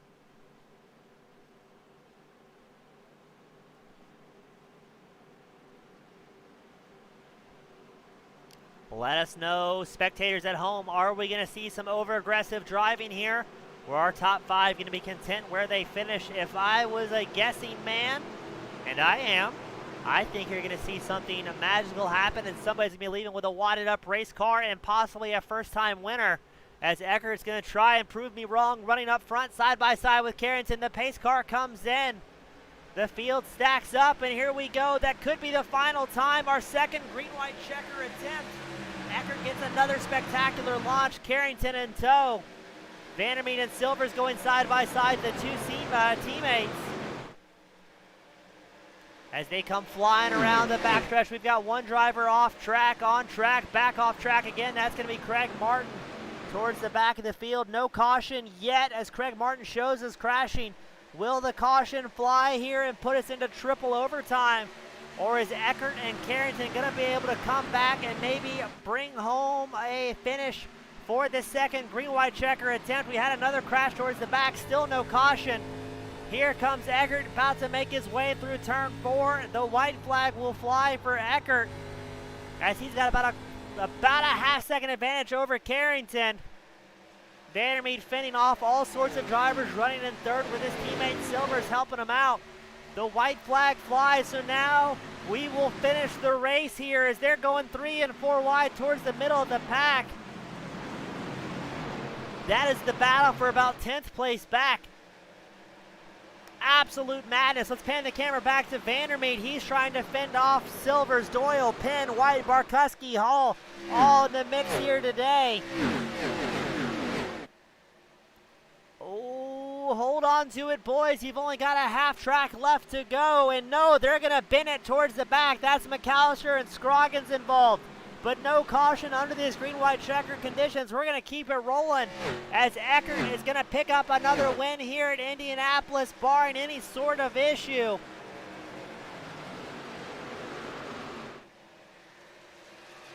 As yes, Eckert will pick up another win here at the Brickyard 200. Carrington second, and Michael Vandermeet bringing home a third with his teammate Silvers right toe for fourth. And then Lane Doyle will round out our top 5 here today. But it's going to be Eckert picks up once again another win out on the track. A great run from the number 90 machine, up 4 spots from where he started. But Carrington, he's up 9 spots from where he started.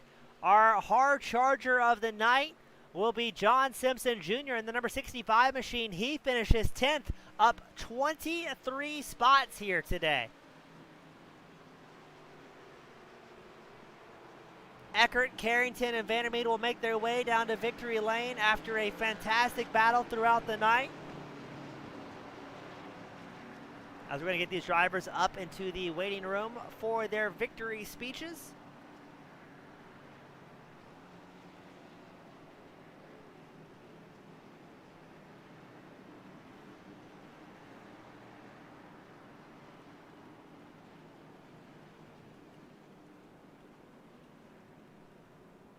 As Eckert's going to burn it down here at Indy with a fantastic win.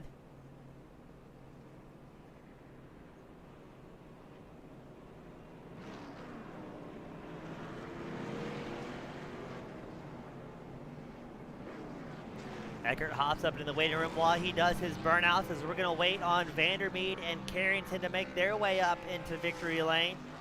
But Eckert with another great win here today. His last win, he had 3 in a row at Chicago, Delaware, and Tennessee before Lytle broke that streak, but Eckert coming back out on top. As Eckert and Roethlisberger will celebrate.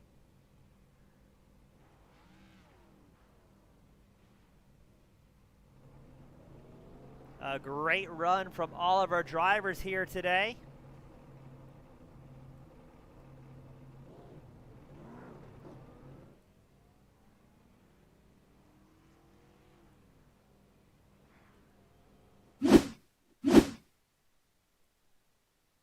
As we're going to get Michael Vandermeet up in the booth, finishing third in that number 7 Cornerstone Motorsports Skittles painted race car. Mike, is this your first podium of the season? That's my first podium in the ARCA series. Well, that's a pretty darn good way to cap off tonight, Indianapolis. What was the plan coming here tonight? Because I know this square track was very tough for a lot of drivers. The plan was to not knock down the wall, and I did that twice, so I'll take it. Classic Vandermeet, still able to bring home a 7. Now, Vandermeet, is this a new paint scheme that you're running here today? Oh, yeah. Apparently, it's kind of lucky, too. Well, Vandermeet coming out strong in that number 7 Skittles machine. Great run. Now, were you and teammate Silvers communicating there at the end and trying to figure out a last-ditch strategy under that green-white checker attempt? We spent the whole race trying to figure out what we were doing, and I knocked down the wall, and James was running right behind me and did the same thing, so I got lucky with that one. Well, great run out there, my friend. Great having you on the first time in victory lane so far in the All-American ARCA Series. I know you've got to be pumped. Who would you like to give a shout to that's supporting you, the team, and that number 7 Skittles machine? Just Radburn Shutters and Tyler the Weapon and James. They're the only reasons I'm in this league, because they're the ones that told me about it. Well, Mike, great job tonight. Good job having you up in third for the first time, and we're all proud of you, and I know the fans at home are as well. Yes, sir. I'll see you around, by God. Thank you, sir. And up next, the head honcho, Casey Carrington, finishing second in that number 9 Team Dodge sponsored vehicle. Carrington, were you expecting the second green-white checker? And if so, were you expecting to be a little bit more violent than what we saw? I was expecting a second green-white checker, and I was expecting a third, so I got wet down on the last one. But, yeah, I don't know. I was surprised I was able to clear the 7 so well on those last 2 restarts. I don't know, what the difference was there, but it was nerve-wracking those last 10 minutes or so. Now, for the most part, you're up 9 spots, finishing second. Now, when you start off 11th, that's kind of the danger zone to be in from about 10th to 15th where we see all the incidents. Did you have a strategy to get through the opening 60 laps of the race with a clean car, or was it just picking and choosing passes where you could?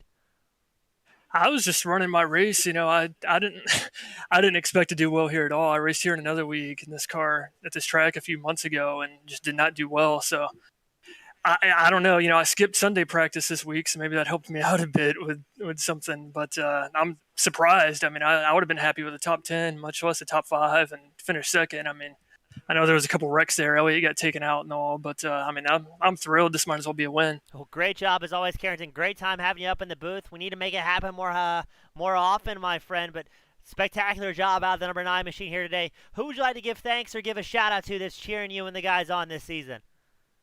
Yeah, you for broadcasting, Joseph for doing race control, Kyle and DJ for doing the adminning. My teammates, Team Dodge, CHTW, that would be Nick, Patrick, and Ron. And once again, a shout out to Marshall Newton. I think he made the paint that I'm running again tonight. So yeah, I need to run his paints more often. It seems like that's the only time I'm getting in top 5. Well, the martial arts number 9 looking great, man. Congratulations. We hope to see you do well in the coming weeks. Yeah, thank you very much. Very welcome, Casey. And up next, the man of the hour, jumping Johnny Eckert in the number 90 machine, bringing home another win, getting over that dry streak from last week. Johnny, it was absolutely hectic out there. What was the plan to survive here at Indy? Man, I had a lot of fun today. I mean, this car was just, for me at least, it was like on rails. It felt like I had the game plan down. I had the line down. It felt like I wasn't confident. I didn't get a whole lot of long run practice in this week, and it just, I was concerned about qualifying because I felt qualifying was going to be super important. But it came down to my long run speed. I was surprised because I was able to put down consistently pretty good laps, and thankfully the lap cars were all very respectful tonight, and we're aware of their surroundings and stuff. So it made my job a little bit easier, and between that and just my long run pace, it felt like I couldn't be beat. It was quite an evening from the driver's seat of the 90, that's for sure. Well, Johnny, we know you had fantastic long run speed. Once we started having those springs of green white checker attempts, were you worried things were going to change up there, or were you pretty confident you took care of your tires over the course of that green flag run? Yeah, earlier on I was a little bit worried. You never know what the tires are going to be like, especially when you go through multiple cycles. And with Elliott behind me earlier on, like mid race, and we had those few cautions back to back to back. For me, like I needed to get to a certain point in my mind in order to just focus on my race and not have to worry about behind me. And there was one restart where I didn't get as good of a launch as I had hoped, and Elliott was relatively close. So in comparison to the other restarts, but I think I got through 3 and 4 really well in that case, and it worked, and I kind of was able to maintain and just get back in the rhythm what I was doing. At the end, I didn't really know what to expect. I mean, it was a crapshoot on what we were gonna do strategy wise, and my team, we were all discussing what the plays were gonna be, and DJ thought it would be better to pit. I originally said I was gonna pit, and then last second I just decided not to, and it really, I don't know. I wasn't sure about what to do on that last restart or those last 2 restarts.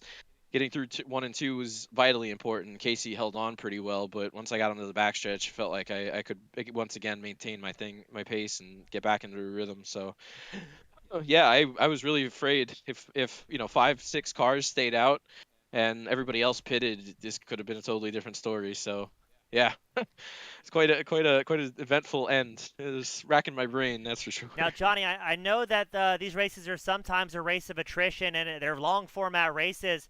Now, the fans were kind of mentioning at home. Do you think the diet of macaroni and cheese and hot dogs helps build up on carbs before these longer events and helps you out? We lost you there, Johnny. Say again. Oh, no, not the mac and cheese thing again. Man, I must be the first person.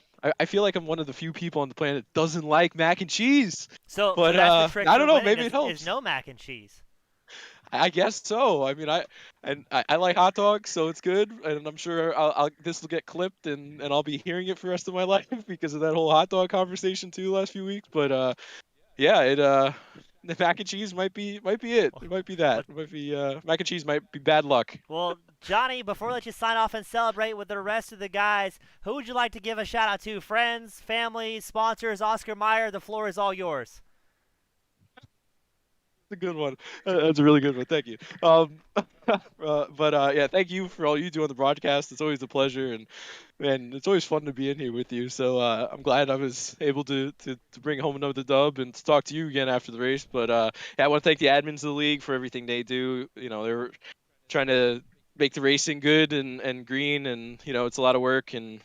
But I want to thank them. I want to thank my teammates most importantly this week. I mean, DJ, Dave Westergreen, and Zach Roethlisberger. I mean, we got practice in this week, and it was a rough week. We didn't know what was going on. I had lost my cool a couple times this past week, and it just it was a frustrating week at this place. And I don't know, I feel pretty good with the result, and I got to thank my teammates for everything they do. I mean, they keep me calm, cool, and collected when it matters, and I wouldn't be able to do it without them. So I want to thank them, and yeah, we're looking pretty good. Really good day. That's for sure. Well, Johnny, congratulations. Welcome back to the top spot of the podium. Hope to see you do well the next couple weeks, and as always, a great time talking to you.